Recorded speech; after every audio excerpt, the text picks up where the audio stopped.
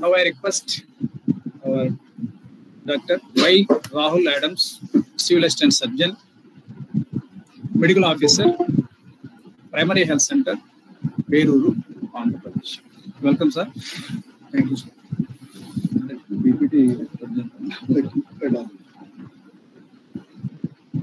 Sir, screen share visible to all? Yes, sir. Visible. Yes, sir. Visible.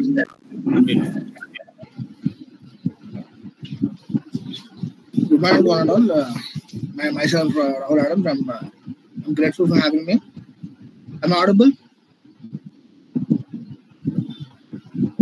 Sir, I'm audible, sir. I'm sir. Yes, you are audible. Yes, sir. Yes, sir. Yes, sir. Yes, sir. You are audible, sir. No problem. Yes. Continue. Cool places లో ఉన్నారనుకుంటున్నాను. వడదెబ్బ class వింటూ వడదెబ్బ వచ్చి పోకూడదు మనం. So అందరు cool places లో ఉన్నారని అనుకుంటున్నాను. And today's my topic is heat waves, regarding heat waves and associated risk factors and associated risk due to heat waves. మనం దాని గురించి మాట్లాడడానికి ఈరోజు నన్ను పిలిచారు. దీంతో పాటు నా పర్సనల్ గా నేను తీసుకునే ఇష్యూస్ ఏంటంటే పబ్లిక్ హెల్త్ అంటే ఎట్లా ఉంటుంది అండ్ ఎన్వైరన్మెంట్ ఇంపాక్ట్ ఎట్లా ఉంటుంది హీట్ వేవ్స్ వల్ల అన్న దాని గురించి డిస్కస్ చేయడానికి మీ దగ్గరకు వచ్చాను. And moving on to the topic, first question, what is heat wave? Heat wave అంటే ఏంటి అన్న డిస్కషన్ చేసుకుంటే, it's a prolonged period of abnormally hot weather often accompanied by high humidity. Humidity అన్న మాట మేము యూజ్ చేసినప్పుడు ఒకటే, water vapour trapped in air. Normal గా వాటర్ అనేది లిక్విడ్ స్టేట్ లో ఉంటుంది మన ల్యాండ్ మీద. మన ఎర్త్ లో ఎక్కువగా ల్యాండ్ మీద 70% of land was covered with water. కానీ వాటర్ అనేది ఎక్కువ హై టెంపరేచర్ వల్ల, డ్యూ టు సమ్మర్ సీజన్ కావచ్చు, లేకపోతే డ్యూ టు అదర్ కెలామిటీస్ వల్ల కావచ్చు, ఈ వాటర్ అనేది ఎవాపరేట్ అయిపోయి గాల్లోకి వెళ్ళి వాటర్ వేపర్ స్టేట్ లో ఉంటుంది. అండ్ అట్మాస్ఫియర్ లో water vapour along with air అనేది కంబైన్ అయినప్పుడు హై ప్రెషర్ ని క్రియేట్ చేస్తుంది అనమాట. ఎప్పుడైతే ఈ హై ప్రెషర్ అనేది డెవలప్ అవుతుందో, ఆ హై ప్రెషర్ అనేది ఒక డోమ్ లాగా ఫామ్ అయ్యి ఒక పెద్ద రూమ్ లోగా మనం క్రియేట్ చేసి దాంట్లోనే హీట్ ని ఎక్కువ జనరేట్ చేయడం తోటి కింద ఉన్న ఆల్రెడీ అక్కడ ఉన్న సైకిల్ లో పెడుతుంది. ఎప్పుడైతే విషయ సైకిల్ లోకి ఎంటర్ అవుతామో ఆ ఏరియా అంతా వేడిగా, ఏదో మన స్టవ్ మీద మనం గిన్నె పెట్టి ఎలాగైతే నీటిలో మరిగిస్తామో అట్లాగా ఆ ఏరియా అంతటిని బాగా వేడి చేసేస్తూ ఉంటుంది. ఎప్పుడైతే వేడి చేస్తూ ఉంటుందో నార్మల్ గా ఉండే టెంపరేచర్ ఎంత ఉంటుంది అంటే ఒక 30 degrees 35 degrees మధ్యలో ఉంటుంది. ఆ టెంపరేచర్ ని కాస్త 40 degrees 50 degrees కి తీసుకెళ్లిపోతుంది. కానీ మన బాడీ దాన్ని కోపం చేసుకోకపోవడం వల్ల ఈ హీట్ వేవ్ తో వచ్చే అనర్థాలు చాలా ఎక్కువ ఉంటాయి అన్నమాట. సో మోస్ట్లీ హీట్ వేవ్ వల్ల వచ్చే ఇంపార్టెంట్ ఫ్యాక్టర్స్ ఏముంటాయంటే, కంట్రిబ్యూటింగ్ ఫ్యాక్టర్స్ ఏముంటాయంటే హై టెంపరేచర్, హ్యూమిడిటీ, డ్యూరేషన్, ఈ మూడిట్ల వల్ల. ఈ హై టెంపరేచర్ ఎప్పుడు వస్తుంది అంటే ఇన్ జనరల్ గా మనకి ఎక్కువ ఈ సమ్మర్ సీజన్ లో ఉంటది. కాబట్టి ఈ సమ్మర్ సీజన్ లో high temperatures common, seasonal variation మనం ఏమి చేయలేం.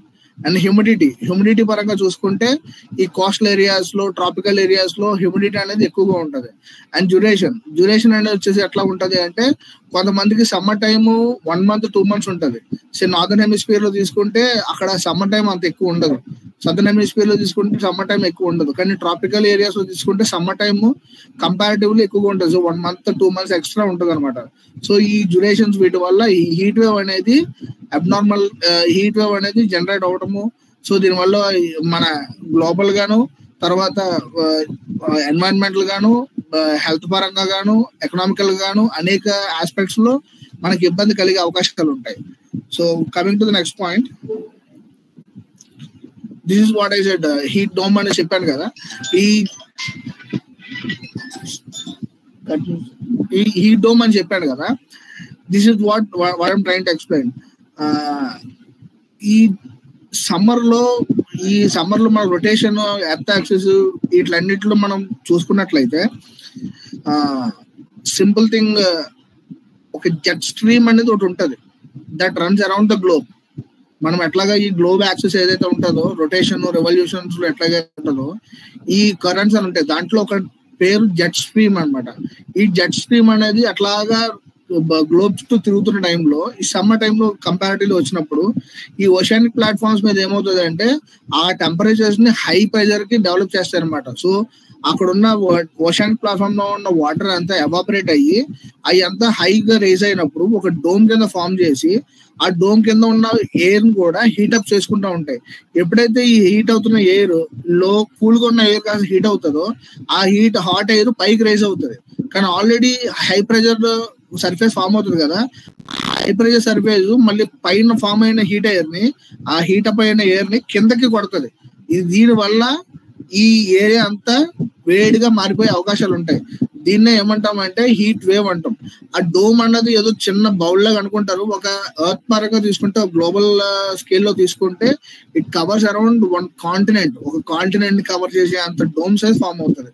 అప్పుడు దాని వల్ల వచ్చి చేంజెస్ ఆ ఏరియా అంతటిని ఇంపాక్ట్ ఉంటుంది అనమాట. ఇప్పుడు రైట్ నో మనం మాట్లాడుకుంటే ఇండియా సబ్ కాంటినెంట్. మనం ఇండియా చూసుకుంటే ఇండియా మొత్తం అంతటిని కవర్ చేసే అంత పెద్ద డోమ్ ఫామ్ అయ్యి particularly in the summer month, ఈ సమ్మర్ సీజన్స్ లో అయితే మాత్రము ఎక్కువగా దానికి తీసుకెళ్తా ఉంటది. తీసుకెళ్లి ఈ హీట్ వేవ్ ఫామ్ అవడం వల్ల అక్కడున్న పీపుల్ అంతటికి పీపుల్ అనే కదా, అగ్రికల్చర్ ఇష్యూస్ ఉంటాయి, ఫార్మింగ్ ఇష్యూస్ ఉంటాయి, నెక్స్ట్ క్యాటిల్ ఇష్యూస్ ఉంటాయి. అన్నిటి వల్ల ఇష్యూస్ వచ్చి వాటిలన్నిటిలో క్యాటాస్ట్రోఫిక్ లాస్ ఉంటుంది అనమాట. సో హై హీట్ వేవ్స్ వల్ల. సో ఇది జస్ట్ ఇది దీన్ని ఎంతకన్నా నేను ఎక్కువ ఎక్స్ప్లెయిన్ చేయగలను అని అనుకోవట్లేదు. I think I have covered it enough. And second thing is this, ఇలాగా మనకి ఇండియా మొత్తం అంతా ఒక హీట్ డోమ్ లో ఫామ్ అయ్యి ఇది ఉంటది. సరే, ఇంతకీ మనం ఇంత హీట్ డోము, ఇది హీట్ వేవ్స్ ఇవన్నీ మనకి ఎందుకు, వై మనం అందుకు నేర్చుకోవాల్సిన అంత అవసరం ఏముంది అని చెప్పారంటే, వాట్ ఈస్ ద ఇంపాక్ట్ అంటే, ఇండియాలో 140 కోట్ల మంది జనాభా అనుకుంటే అందులో 23 కోట్ల మంది కేవలం బయట పనిచేసేటోళ్ళే. లైక్ ఫార్మింగ్ అవ్వచ్చు, లైక్ ఎలక్ట్రికల్ రిపేర్ కావచ్చు, లేకపోతే ట్రాన్స్పోర్టేషన్ లో కావచ్చు, లేకపోతే సమ్ అదర్ రోడ్ వేస్ కన్స్ట్రక్షన్స్ లో కావచ్చు, సివిల్ వర్క్స్ లో కావచ్చు, ఏదైనా సరే ఫీల్డ్ వర్క్స్ లో కావచ్చు. 23 కోట్ల మంది మన జనాభా ఎవరైతే ఉన్నారో వాళ్ళు కేవలము బయట మాత్రమే పనిచేస్తారు. సో ఎప్పుడైతే ఈ హీట్ వేవ్ ఉంటుందో ఆ 23 కోట్ల మంది డైరెక్ట్ గా ఎక్స్పోజ్ అవుతారు అనమాట. సో డెత్ టోల్ అనేది చాలా ఎక్కువ ఉంటది. ఇన్ఫాక్ట్ 2010 ఆ టైంలో మన డెత్ టోల్ 40% ఎక్కువ అయ్యిందంట సమ్మర్ లో. నార్మల్ గా అయ్యేపాటికి ఒక 100 మంది చనిపోతా ఉంటే 100 మంది చనిపోతుంటే ఒక పర్టికులర్ పీరియడ్ లో అది కాస్త 140 మెంబర్స్ చనిపోయారు. అంటే 40% పెరిగింది. ఎందుకు పెరిగింది, సడన్ డెత్ టోల్ ఎందుకు పెరిగింది అని మనం కన్సిడర్ చేయడం మొదలు పెడితే హీట్ వేవ్ గురించి ఎక్కువ ఉందని చెప్పేసి తీసుకున్నారు. సో సిన్స్ దెన్ మన government of India has formed a national programme for climate change and human health అని చెప్పేసి ఒక ప్రోగ్రామ్ కండక్ట్ చేస్తూ మనల్ని మానిటర్ చేస్తున్నారు. హీట్ వేవ్స్ గురించి, వాటి యొక్క కరెంటు వాటి ఎట్లా ఉన్నది, వాటి ఇంపాక్ట్ ఆన్ హెల్త్, వాటి impact on environment, impact on other economies, impact on other financial situations అన్నిటిని మానిటర్ చేయడం జరుగుతుంది. సో మన 2020-2022 డేటా ప్రకారము ఇది మన ఇండియాలో మొత్తం ఆన్ యావరేజ్ లో మనకి ఇన్ని హీట్ వేవ్స్ వచ్చినాయి అనమాట. సో చూడండి, on Y axis will have number of heat waves, కింద ఉన్నది ఇయర్ బట్టి ఉంటది. మన comparatively we're in safest position అని చెప్పలేము, కానీ comparatively in all right way. In 2020-22లో హర్యానా, రాజస్థాన్ అండ్ ఉత్తరాఖండ్ ఈ ప్లేసెస్ లో ఆల్మోస్ట్ 20+ హీట్ వేవ్స్ వచ్చినాయి. 20+ హీట్ వేవ్స్. ఒక హీట్ వేవ్ అనేది కన్సిడర్ చేసుకుంటే వీక్స్ టుగెదర్ ఉంటుంది. ఒక వీక్ పాటు ఒక ఏరియాలో, పర్టికులర్ ఏరియాలో ప్రజలందరూ ఆ 40 degrees ప్లస్ టెంపరేచర్స్ కి, 50 degrees ప్లస్ టెంపరేచర్స్ కి కాన్స్టెంట్ గా ఎక్స్పోజ్ అవుతున్నారు. ఎప్పుడైతే అట్లాంటి సినారియో ఉంటుందో ఖచ్చితంగా there rapid and radical changes in earth environment and ఆ ఎన్వైరన్మెంట్ లో ఉన్న మనకి ఫిజియలాజికల్ గాను సైకలాజికల్ గా గాను చాలా చాలా చాలా చాలా చేంజెస్ వస్తాయి. So this is the scenario regarding hour heat waves. So ఇట్లాంటి స్టడీస్ అన్ని చేస్తూ మన ఇన్ని హీట్ వేవ్స్ వస్తున్నాయి కాబట్టి మనం దీని ఇంపాక్ట్ నుంచి మనం బయటకి ఎట్లా పడాలా అని చెప్పేసి మన government of India has initiated national programme for climate change and human health అనే ప్రోగ్రామ్ కండక్ట్ చేస్తూ ప్రతి ఇయర్ మానిటర్ చేస్తుంది. డెత్ ని కానీ, హెల్త్ ని కానీ, లేకపోతే ఇతరత్ర కండిషన్స్ అన్నిటిని కానీ మానిటర్ చేస్తుంది అనమాట. సో దాని ఇంపాక్ట్ ఎట్లా ఉన్నది అంటే, earlier in 2015 it was around 1908 అనమాట డెత్ ఉండేది. ఆ డెత్ 1908 ఉంటే దాన్ని ఇప్పుడు కంటిన్యూస్ మానిటరింగ్ ద్వారా వి బాట్ డౌన్ టు 530. అది కూడా సిగ్నిఫికెంట్, ఇది సింపుల్ అయితే కాదు. 530, 700 due to health, due to heat wave తో 500 మంది చనిపోయారు అనేది ఇట్స్ టూ మచ్. కాకపోతే at least we're trying to address the problem. So మన government has taken a initiative to propose some radical measures or propose some preventive measures so that people due to death due to heat wave అనేది తగ్గించడానికి ప్రయత్నం చేస్తున్నారు. And you can see the statistics. మన improvement బాగానే ఉండే, but due to covid season వచ్చినప్పుడు ఇది కొంచెం మళ్ళీ ఇంపాక్ట్ అయ్యింది. అండ్ 2023-24 లో it has again reduced. That what I can say. This is data that we have acquired from National Crime Records Bureau and Integrated Disease Surveillance Program. ఈ రెండు combined గా ఈ రిజల్ట్స్ వచ్చినాయి అనమాట. And later I would like to suggest causes of heat wave గురించి మాట్లాడుకుంటే ముఖ్యంగా మనం మాట్లాడేది ఫస్ట్ వచ్చే మూడు పాయింట్స్ ఉంటాయి. Climatic change, urbanisation, weather patterns. Among these three weather patterns మనం చేంజ్ చేయలేం. అంటే ఒక ఇయర్ లో మనకి సీజన్స్ ఎట్లా వస్తాయి, winter season, rainy season, summer season ఎట్లా వస్తాయి, దాన్ని మనం మార్చలేము. బట్ క్లైమాటిక్ చేంజ్ ని, అర్బనైజేషన్ ని మనం కంట్రోల్ చేయగలుగుతాం. క్లైమాటిక్ చేంజ్ అంటే ఏం లేదు, ఎవడు మాట్లాడినా, ఏం మాట్లాడినా, ఎంతమంది మాట్లాడినా గ్లోబల్ వార్మింగ్ అని సింపుల్ గా అనేస్తారు. ఏదో global warming is a global issue, మనకు కానే కాదు అని చెప్పేసి.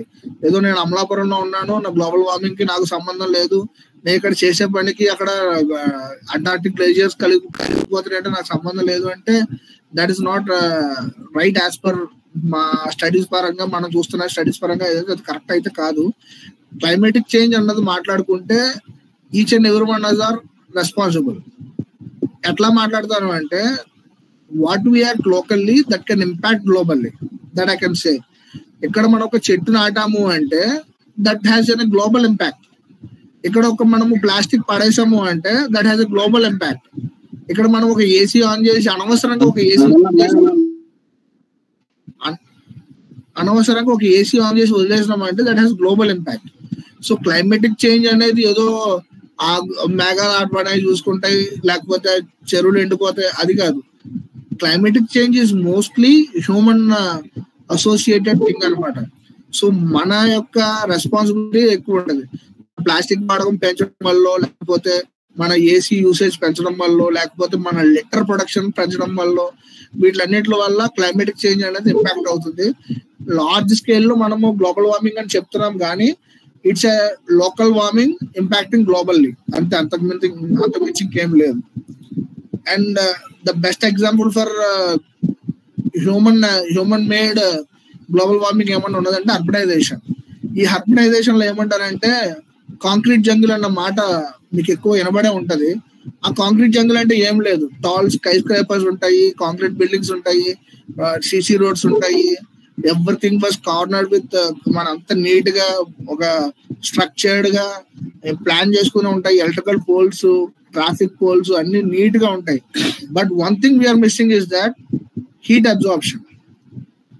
మన రూరల్ ఏరియాస్ కి అర్బన్ ఏరియాస్ కి ఉన్న తేడా ఏంటంటే, అర్బన్ ఏరియాస్ లో ఈ కాంక్రీట్ ఎక్కువ ఉండడం వల్ల, ఈ చెట్లు కూడా తక్కువ ఉండడం వల్ల ఏమవుతుందంటే హీట్ అబ్జార్ప్షన్ అనేది అసలు జరగదు.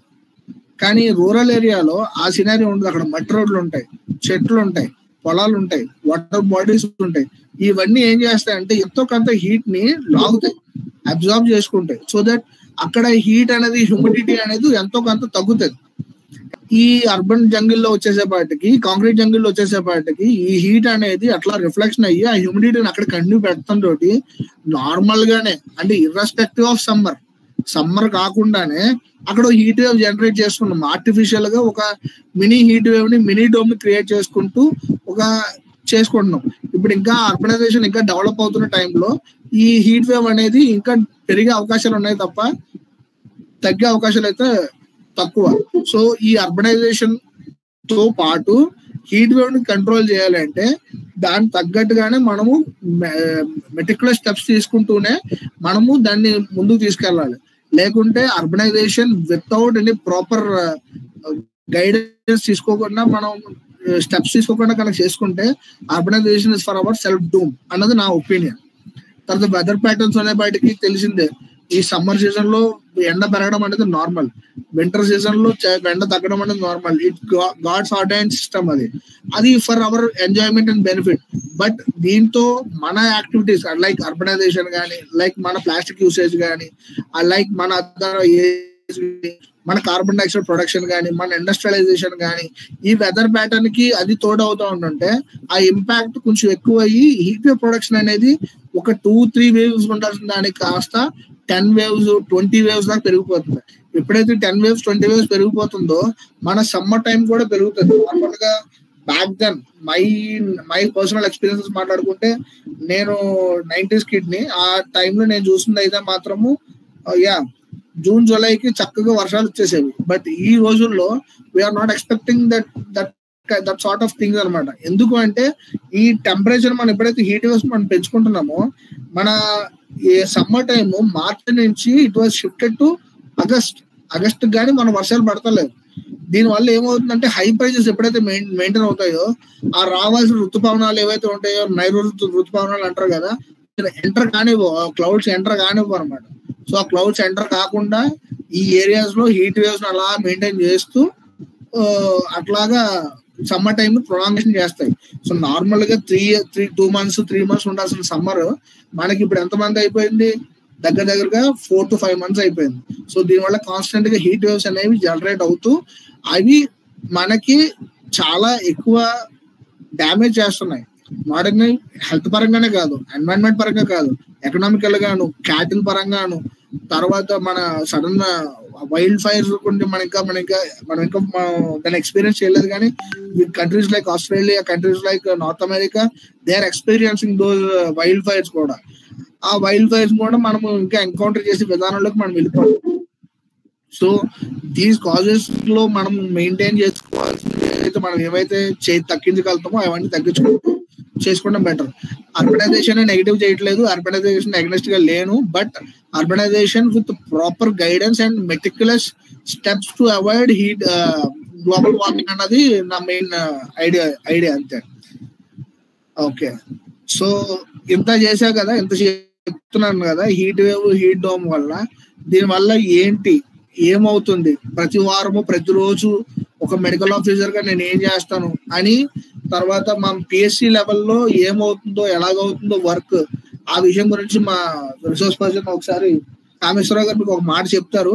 ఆ చెప్పిన తర్వాత హీట్ రిలేటెడ్ ఇల్నెసెస్ ఏవైతే ఉన్నాయో అది నేను మీకు ఎక్స్ప్లెయిన్ చేస్తాను. Then will move on to our main topic. Kameswararao గారు.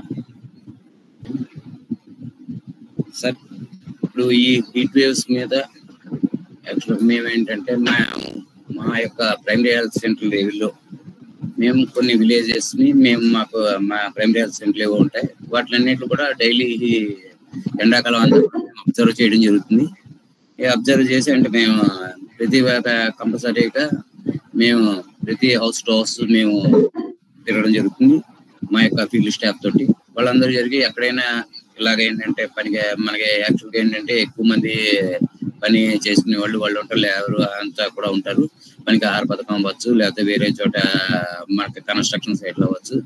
ఇవన్నీ కూడా మేము వాళ్ళందరి దగ్గరికి వెళ్ళి వాళ్ళ యొక్క ఎలా ఉన్నారు ఏంటి మేము ప్రతి వాళ్ళని కూడా అబ్జర్వ్ చేయడం. ప్రతిరోజు కూడా మాకు హీట్ వేవ్ నుంచి కొన్ని కేసులు అంటే ఇలాగే వడదెబ్బ తగిలాయి, మాకు ఇలా తలపోడు వస్తుంది, ఇలా ఏమైనా ఉంటే మా ఫీల్డ్ నుంచి మాకున్న విలేజెస్ నుంచి వీళ్ళందరినీ కూడా మేము పిహెచ్సికి మా మెడికల్ వరకు మేము రెఫర్ చేయడం జరుగుతుంది.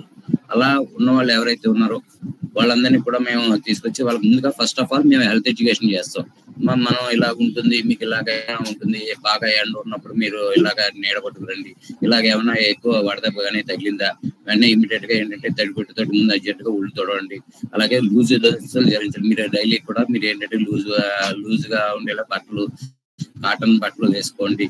ఇలాగ మేము వాళ్ళందరినీ కూడా ఎడ్యుకేటెడ్ చేయడం జరుగుతుంది మా యొక్క స్టాఫ్ తోటి.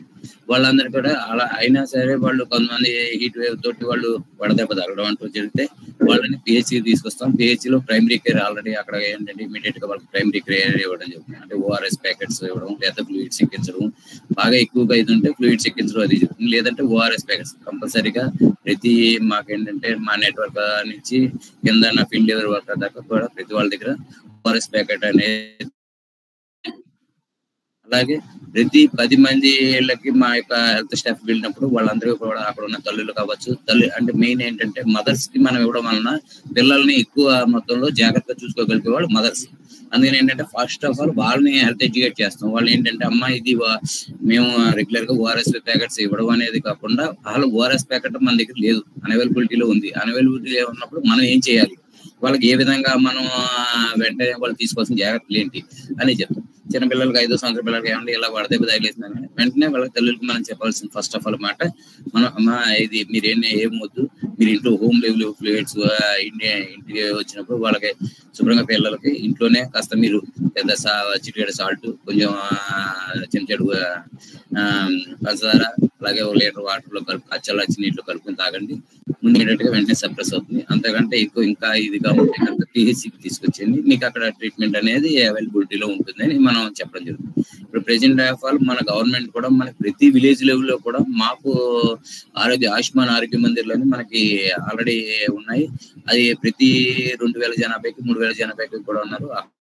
అక్కడే ఒక డిజిటల్ పర్సన్ కూడా ఒకరిని అపాయింట్ చేసి అక్కడ వీళ్ళందరికీ కూడా అందుబాటులో ఉండడం జరుగుతుంది. అంటే వాళ్ళు ప్రైమరీ కేర్ ఏది విలేజ్ లెవెల్ కావాల్సిన ప్రైమరీ కేర్ అంతా కూడా వాళ్ళు ఆల్రెడీ అక్కడ వాళ్ళు ఇవ్వడం జరుగుతుంది. ఆ ప్రైమరీ కేర్ దాటిన తర్వాత మాత్రమే మనం ప్రైమరీ హెల్త్ కేసీకి రావడం జరుగుతుంది. కేసీ ఏదైనాను ఈ విధంగా మనం ఏంటంటే ప్రతి కూడా వాళ్ళకి ఏంటంటే మనం ఫస్ట్ ఆఫ్ ఆల్ నుంచి చెప్పాల్సింది, ఎట్టి పరిస్థితుల్లో మనం ఎండకి ఎక్స్పోజ్ అవ్వద్దు. ఏదైనా తలపొడి కానీ ఏదైనా ఉంటే కూడా మీరు ఇదవ్వండి, డస్ట్ కి ఎక్స్పోజ్ అవ్వకండి, ఎక్కువ వేడున్న ప్రదేశంలో పిల్లల్ని పంపకండి, ఫ్లూయిడ్స్ ఎక్కువ తీసుకోండి. ఈ విధమైన ప్రైమరీ కేర్ ఇస్తాం. ఇవన్నీ ఇచ్చేసి వాళ్ళని మనం ఎప్పుడు కూడా ఎట్టి పరిస్థితుల్లో అంటే మనతో ఏంటంటే మా లెవెల్కి వచ్చేటప్పటికి help point of person public తోటి ఎక్కువ రిలేటెడ్ గా ఉంటారు. వాళ్ళకున్న పరిధిలో ఆశాల కింద, ఏఎన్ఎంల కింద, హెల్త్ అసిస్టెంట్ల కింద, ఎంఎల్హెచ్ల కింద ఈ విధంగా ఉంటారు. వాళ్ళందరితోటి తక్కువ పాపులేషన్ 2000 పాపులేషన్ కి 2500 ఉంటారు కాబట్టి వాళ్ళందరితోటి ర్యాంప్ ఎక్కువ ఉంటే వాళ్ళతో ఇంటరాక్టివ్ ఎక్కువ అవుతుంటారు. అందుకని ప్రతిదీ మెసేజ్ రూపైన మనం వాళ్ళకి ఇవ్వడం జరుగుతుంది. అన్ని ప్రోగ్రామ్స్ మీద కూడా వాళ్ళని హెల్ప్ చేయడం జరుగుతుంది. ఆ విధంగా మన సమ్మర్ వచ్చేటప్పుడు సమ్మర్ కంటే ముందే మనం ఈ సమ్మర్ వలన వచ్చే ఇబ్బందులు, సమ్మర్ నుంచి తీసుకోవాల్సిన జాగ్రత్తలు చెప్పి ఆ విధంగా వాళ్ళని మనం ఇవ్వడం జరుగుతుంది. Thank you. మా medical officer Rahul Adams garu continue చేయారు. Okay sir, thank you. Welcome sir Rahul garu. Thank you Kameswararao garu. ఇది మా ప్రైమరీ హెల్త్ లెవెల్ సెంటర్ లో గవర్నమెంట్ తీసుకున్న ఇనిషియేటివ్స్ మీకు ఎక్స్ప్లెయిన్ అవ్వాలన్న ఉద్దేశంతో సార్ని ఇంట్రొడ్యూస్ చేయడం ఇది. Sir has explain everything. మనకి విలేజ్ లెవెల్లో మనకి హెల్త్ సెంటర్స్ అనేవి ఎస్టాబ్లిష్ చేయడం జరిగింది విలేజ్ లెవెల్ దాకా. So any population any person can take advantage of that అనమాట. అంతవరకు government has taken initiative and we really appreciate that. And మా సార్ వాళ్ళు కూడా చాలా ఎక్కువ వర్క్ చేస్తూ ఉంటారు.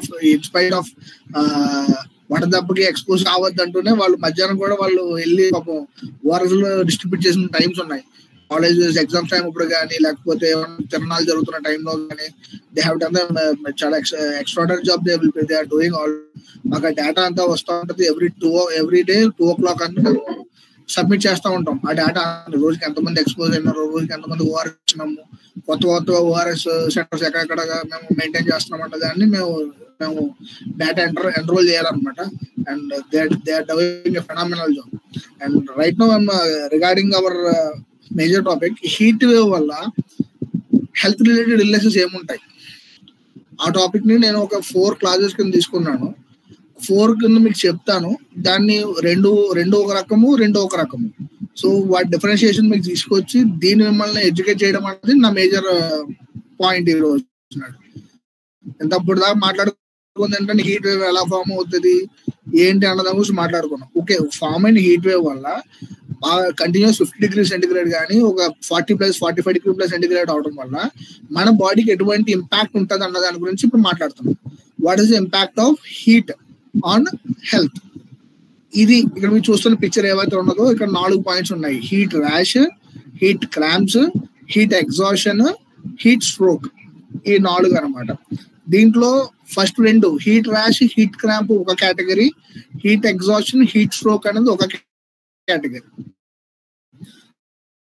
ఓకే, హీట్ ర్యాష్ చూసుకుంటే ఏం సింపుల్ గా చెప్పాలంటే it's skin irritation due to trap sweat. ఎప్పుడైతే బాగా ఎండగా ఉంటుందో అక్కడ స్వెట్ వస్తుంది. ఆ స్వెట్ కాస్త ఆ బ్లాక్స్ స్వెట్ గ్లాండ్స్ బ్లాక్ అయిపోయి చిన్న ర్యాష్ లాగా రావడం తోటి ఇరిటేషన్ వస్తుంది. ఇంతే హీట్ ర్యాష్ అనేది. దీన్ని మనకి సింపుల్ గా చెప్పుకుంటే మనకి పొక్కుపోయిందని లేకపోతే ఎండకి పేలిపోయిందని మన చిన్నప్పటి నుంచి వింటా ఉంటాం కదా, ఎండకి బాగా పేలిపోయిందని చెప్పి అంటారు అది. సో ఇది హీట్ ర్యాష్ అంటారు అనమాట. సో ఈ హీట్ ర్యాష్ అనేది ఇన్ జనరల్ గా సింపుల్ గానే ఇదైపోతుంది. ట్రీట్మెంట్ కూడా పెద్ద అవసరం లేదు. కోల్డ్ వాటర్ గా జస్ట్ వేసుకొని మీరు డర్మాకూల్ కానీ లేకపోతే షవర్ టు షవర్ పౌడర్ కానీ సింపుల్ గా అప్లై చేసుకుంటే సెట్ అయిపోతుంది అనమాట. సో హీట్ ర్యాష్ అనేది ముఖ్యంగా ఎందుకు వస్తుంది అంటే ఆ స్వెట్ గ్లాండ్స్ లేకపోతే స్వెట్ డక్ట్స్ అనేవి బ్లాక్ అయిపోతాయి. ఆ బ్లాక్ అయిపోవడం తోటి అక్కడి నుంచి ఆ స్వెట్ అనేది బయటికి వెళ్లకుండా ఇరిటేషన్ క్రియేట్ చేస్తూ అక్కడ ఒక బ్లబ్లా ఫామ్ అయిపోతుంది అనమాట. ఈ బ్లబ్లా ఎప్పుడైతే ఫామ్ అయిపోతుందో అక్కడే మీకు పొక్కుల్లాగా వచ్చి కొంచెం ఇరిటేషన్ తీసుకొస్తుంది. సో ఇక్కడ సిమ్టమ్స్ వచ్చేసేపాటికి ఏముంటాయంటే ఇచ్చి ప్యాచెస్, అంటే దురద వచ్చే విధంగా ఉంటాయి, ఏదో గుచ్చుతున్నట్టు సూది పెట్టి గుచ్చుతున్నట్టు ఉంటాయి అనమాట. స్మాల్ గా ఉంటాయి, చాలా చిన్నగా వైట్ బంప్స్ చిన్నగా ఉంటాయి. అవన్నీ సింపుల్ గా పౌడర్ రాసి తొలగిపోయేవి. ముఖ్యంగా ఎక్కడ వస్తాయంటే చెమట ఎక్కువ పడుతుందో అక్కడ. ఈ పాపలో చూసారు కదా, మెడ దగ్గర, ఆర్మ్ పిట్స్ లో, groin region, back of the నీ, తర్వాత ఆ ఏరియాస్ లో అనమాట ఎక్కువ అండర్ ఆర్మ్స్, గ్రాయిన్ రీజియన్ లో ఎక్కువ ఉంటది. సో ఇది సింపుల్ గా పౌడర్ రాసుకుంటే సెట్ అయిపోద్ది. దీని సివియారిటీ అయితే మాత్రం నథింగ్ ఎప్పుడు అన్లెస్ అదర్వైజ్ ఒక 3rd degree బర్న్ అంటే ఒళ్ళంతా ఎర్రగా అయిపోద్ది అప్పుడు తప్ప. నార్మల్ గా అయితే మాత్రం మన సివియారిటీ లెక్క అయితే ఇది దీన్ని కన్సిడర్ చేయాల్సిన అవసరం లేదు. Heat rash is a mildest form. గట్టిగా మాట్లాడితే మైల్డెస్ట్ ఫామ్. చిన్న powder, shower to shower powder కానీ డర్మాకూల్ పౌడర్ కానీ సెట్ అయిపోతుంది అంతే. Second thing heat cramp. ఇది కాకపోతే కొంచెం సింపుల్, కాకపోతే కొంచెం డిఫికల్ట్ ఎట్లా ఉంటది అంటే సివియారిటీ బట్టి. చిన్నపిల్లల్లో ఒక రకంగా ఉంటది, వృద్ధాప్యంలో అంటే ఎల్డర్లీ పీపుల్ మోర్ దాన్ 60 ఉన్న వాళ్ళు ఒక రకంగా ఉంటది, 30-40 పీపుల్ లో ఒక రకంగా ఉంటది. హీట్ క్రాంప్ అంటే మన body is full of salts. Simple లెక్క మాట్లాడితే సోడియము, పొటాషియము, కాల్షియము, క్లోరిన్ అనేవి ఉంటాయి. ఇది బేసిక్ థింగ్. ఇది ఏంటంటే మేజర్ మెటబాలిక్ యాక్టివిటీస్ అన్నింటికి ఇవే కారణము. మన నర్వ్ కండక్షన్ ఉండాలన్నా, మన మజిల్ కాంట్రాక్షన్ ఉండాలన్నా, లేకపోతే మనకి ఏదన్నా మెసేజ్ కానీ సిగ్నలింగ్ కానీ మన బాడీలో ఒక చోట నుంచి ఇంకో చోటకి వెళ్ళాలన్నా ఈ సాల్ట్స్ అనేవి మేజర్ కీ రోల్ ప్లే చేస్తాయి. దీంట్లో సోడియము, పొటాషియము, కాల్షియం అనేవి ఇంకా ఎక్స్ట్రాడినరీ కీ రోల్ అనమాట. అయితే ఈ హీట్ అని ఈ ఎలక్ట్రోలైట్స్ ఎక్కడ ఉంటాయంటే మన బాడీలో బ్లడ్ లో వాటర్ లో ఉంటాయి. Our blood is made up of 90% of water. Plasma and blood cells అంటారు. ఆ 90 ప్లాస్మాలో కూడా 90% వాటర్ ఉంటుంది. ఆ వాటర్ లో ఎలక్ట్రోలైట్స్ ఉంటాయి. ఎప్పుడైతే ఈ ఎండకి ఈ వాటర్ తో పాటు ఈ ఎలక్ట్రోలైట్స్ కూడా బయటికి వచ్చేస్తాయి. ఎప్పుడైతే ఈ బయటికి రావడం ఉంటాయో ఈ మజిల్ క్రాంప్స్ అనేవి ఉంటాయి అనమాట. సో హీట్ క్రాంప్స్ అనేవి ఏంట్రా అంటే muscle spasm due to electrolytes due to excessive heat exposure. అది ఎక్సెసివ్ హీట్ ఎక్స్పోజర్ ఉండడం వల్ల ఈ ఎలక్ట్రోలైట్ లాస్ వచ్చి మజిల్ స్పాజమ్స్ అనేవి డెవలప్ అవుతాయి. ఎప్పుడైతే మజిల్ స్పాజమ్స్ వస్తాయో పెయిన్ఫుల్ మజిల్ క్రాంప్స్ ఉంటాయి. పెయిన్ఫుల్ అనమాట. మీకు ఇది చెప్తారు, పిక్కలు ఎక్కేస్తున్నాయి, కాళ్ళు లాగేస్తున్నాయి చెప్పి అంటారు. అమ్మ వాళ్ళందరూ గుడికెళ్ళి పొద్దున్న గుడికెళ్ళి మధ్యాహ్నం వచ్చేసేపాటికి కాళ్ళు ఆగుతున్నాయి, కాళ్ళు గుంజుతున్నట్టున్నాయి, నాకు ఏదో కాళ్ళు నీరసంగా ఉంది అని చెప్తా ఉంటారు. ఇదంతా ఏంటంటే మజిల్లో ఉన్న లాస్ అయిపోయి అదంతా కొంచెం క్రాంప్ అనమాట. ఒక మైల్డ్ నుంచి ఒక సివియర్ క్రాంప్ మధ్యలో ఉంటది. ఆ క్రాంప్స్ తీసుకొచ్చి కొంచెం ఇబ్బంది పెడతాయి. మోస్ట్లీ ఎక్కడ ఉంటాయంటే అరికాళ్ళు, అరిచేతులు, కాళ్ళు అండ్ అప్పుడప్పుడు సివియర్ కేసెస్ లో అబ్డామిన్ కేసు వచ్చినప్పుడు మాత్రం వాళ్ళు భయపడతారు. కానీ మాక్సిమం కాళ్ళు గుంజడము చేతులు లాగడం మనం చెప్తా ఉంటారు అనమాట. సో ఇది హీట్ క్రాంప్స్ అనేవి. సో సివియారిటీ పరంగా చూసుకుంటే ఇట్స్ ఆల్సో మైల్డ్. కాకపోతే ఒక్కొక్కసారి మనం గమనించాల్సింది ఏంటంటే ఇది మైల్డ్ గానే ఉండిపోదు. ఈ మైల్డ్ కాస్త సివియర్ గా వెళ్ళొచ్చు అనమాట, అన్లెస్ అదర్వైజ్ టేకెన్ కేర్ సరిగ్గా తీసుకోకుండా ఉంటే. సో లైక్ ఇప్పుడు మనకి పొద్దున్న ఎండలో తిరిగాము, క్రాంప్ వచ్చిన తర్వాత మనం రెస్ట్ తీసుకోవాలి. రెస్ట్ తీసుకోకుండా అలాగే ఆడుతూ ఉన్నాం అనుకోండి, లేకపోతే ఏదో పని చేసుకుంటానే ఉన్నాం అనుకోండి, అప్పుడు ఏమవుతుందంటే ఈ మైల్డ్ ఫామ్ కాస్త సివియర్ ఫామ్ కన్వర్ట్ అయ్యే ఉంటుంది. ఎప్పుడైతే సివియర్ ఫామ్ కన్వర్ట్ అవుతుందో మళ్ళీ టేక్స్ అదర్ థింగ్స్ అనమాట. సో మేజర్ గా చూసుకోవాల్సి వస్తే మజిల్ క్రాంప్ అనేది మైల్డ్ ఫామే, కాకపోతే జస్ట్ సింపుల్ గా రెస్ట్ తీసుకుంటే సెట్ అయిపోతుంది. ఓవర్ డూ చేస్తే మాత్రము ఇక్కడ ఇబ్బంది అయ్యే అవకాశాలు ఉంటాయి. సో ఈ రెండింటికి కీ డిఫరెన్సెస్ ఏంటంటే హీట్ ర్యాష్ మధ్య కీ డిఫరెన్స్ ఇక్కడ చెప్పాను. ఫస్ట్ దాంట్లో ఏముంటది అంటే స్వెట్ అనేది బ్లాక్ అయిపోవటం తోటి అక్కడే మీకు ర్యాష్ కింద వస్తుంది. సెకండ్ దాంట్లో స్వెట్ అనేది లాస్ అవుతుంది తోటి దాంతో పాటు ఎలక్ట్రోలైట్స్ కూడా బయటకు వెళ్ళిపోతాయి. సో అక్కడ క్రాంప్స్ వచ్చే అవకాశాలు ఉంటాయి. మోస్ట్ ఇన్వాల్వ్డ్ ఇందులో ఎందులో అంటే స్కిన్ మాత్రమే ఉంటది, పైన ర్యాష్ రావడం అవన్నీ. దీంట్లో మాత్రం హెడ్ క్రాంప్స్ లో మాత్రం మజిల్స్ ఇన్వాల్వ్ అయ్యి ఉంటాయి. సిమ్టమ్స్ ఏముంటాయి దీంట్లో? స్కిన్ ర్యాష్ ఉంటది, ఇచ్చింగ్ ఉంటది, బర్నింగ్ ఉంటది. హీట్ క్రాంప్స్ వచ్చేసేపాటికి పెయిన్ఫుల్ మజిల్ ఉంటది, తర్వాత స్పాజమ్స్ ఉంటాయి. రెండు మైల్డే, కాకపోతే heat cramp can be transformed అనమాట. అది కొంచెం సివియర్ ఫామ్ కి వెళ్ళే అవకాశం ఉంటది. దీని ట్రీట్మెంట్ వచ్చేసి సింపుల్ గా కూల్ డౌన్ చేసేసి స్కిన్ డ్రై చేసేసి నీట్ గా పౌడర్ లాగానే ఇట్స్ క్రీమ్స్ ఉంటాయి కదా, అవి రాసుకుంటే సెట్ అయిపోతుంది. కానీ హీట్ క్రాంప్స్ వచ్చేసేపాటికి ఖచ్చితంగా రెస్ట్ ఇంపార్టెంట్. కుదిరితే స్ట్రెచింగ్, లేదు అంటే ఓఆర్ఎస్ కానీ లేకపోతే ఇంట్లో కొంచెం వాటర్ కానీ, రీహైడ్రేషన్ విల్ సఫిష్. ఇదైతే ఇక్కడతో సెట్ అయిపోతుంది. కానీ అన్లెస్ అదర్వైజ్ మనం ఓవర్ డూ చేస్తే కనుక ఇక్కడ ఇష్యూ ఉంటుంది. ఇక్కడ నేను మీకు ఒక కేస్ స్టడీ చెప్దామన్న చిన్న థాట్ ఉండే. ఏంటంటే ఒక బేబీ ఉన్నారు, బేబీ వయసు వచ్చేసేసి 6 months. వాళ్ళ పేరెంట్స్ ఇద్దరు, అంటే వాళ్ళ పేరెంట్స్ ఇద్దరు బేబీని తీసుకొని బండి మీద అలాగా ఒక ఊరు నుంచి ఇంకో ఊరు వెళ్ళేసి వచ్చేసారు అంతే. అంతకుమించి ఏం చేయలేదు, బయట ఏం ఫుడ్ తినలేదు, ఏమీ చేయలేదు. వాళ్ళ సొంత ఊరు నుంచి వేరే సొంత ఊరికి వెళ్ళారు అనమాట. బేబీ వచ్చేసేపటికి ఎక్కువ ఏడుస్తున్నారు, బాగా ఎక్కువ ఏడుస్తున్నారు. ఏందంటే పొద్దున్న సాయంత్రం దాకా ఏడుస్తూనే ఉన్నారన్నమాట. పాలు పట్టిస్తున్నా కూడా ఏమి చేయట్లేదు, ఇదేమి అవ్వట్లేదు. సరే ఏంటి బాబు అని చెప్పి చూస్తే ఇంతకీ ఏమైందంటే వాళ్ళు సాయంత్రానికి హాస్పిటల్కి లేట్ అనమాట, అరౌండ్ 8 o'clock ఆ టైం తీసుకొచ్చారు. బాగా ఏడుస్తుంది పొద్దున్న నుంచి, ఎంత పాలు పట్టించడం తగ్గట్లేదు. ఏంటి అంటే అప్పుడు ఏమైంది అంటే బేబీకి బాగానే ఉంది, ప్రతిదీ ఏమడిగినా బాగానే ఉంది అని అన్నారు. కానీ మా సీనియర్ సార్ వచ్చి ఒక క్వశ్చన్ అడిగారు. ఏ క్వశ్చన్ అడిగారంటే బేబీ ఎక్కడికైనా ఊరు తీసుకెళ్లారా అని చెప్పేసి. ఊరు తీసుకెళ్లారా అంటే ఊరు వెళ్ళామండి, పొద్దున్న ఇలాగా 12 గంటల ప్రాంతంలో బయలుదేరాము, ఇక్కడి నుంచి ఇక్కడికి వచ్చాము అని చెప్పేసి అన్నారు. వచ్చిన తర్వాత ఇంతకు చూస్తే అబ్డామిన్ టైట్ గా ఉందన్నమాట. అంటే అబ్డామిన్ క్రాంప్ వస్తుంది అక్కడ బేబీకి. అక్కడ బేబీకి హీట్ క్రాంప్ వచ్చింది. అది ఎవరికి అంటే మేము జూనియర్స్ ఉన్నాం కాబట్టి మాకు అంతగా తెలియలేదు. మా సారు సింపులే, పెద్ద ఇష్యూ ఏమీ లేదు. తర్వాత చిన్న డ్రాప్స్ రాశారు, అక్కడితో అక్కడ సెటిల్ అయిపోయింది. చిన్న ఇష్యూనే, కాకపోతే బేబీ దగ్గర ఒక 8 hours పాటు సఫర్ అవుతా ఉంది. ఎందుకంటే పేరెంట్స్ కూడా పట్టించుకోలేదు, వాళ్ళు ఒక ప్లేస్ నుంచి ఇంకో ప్లేస్కి వెళ్ళారు.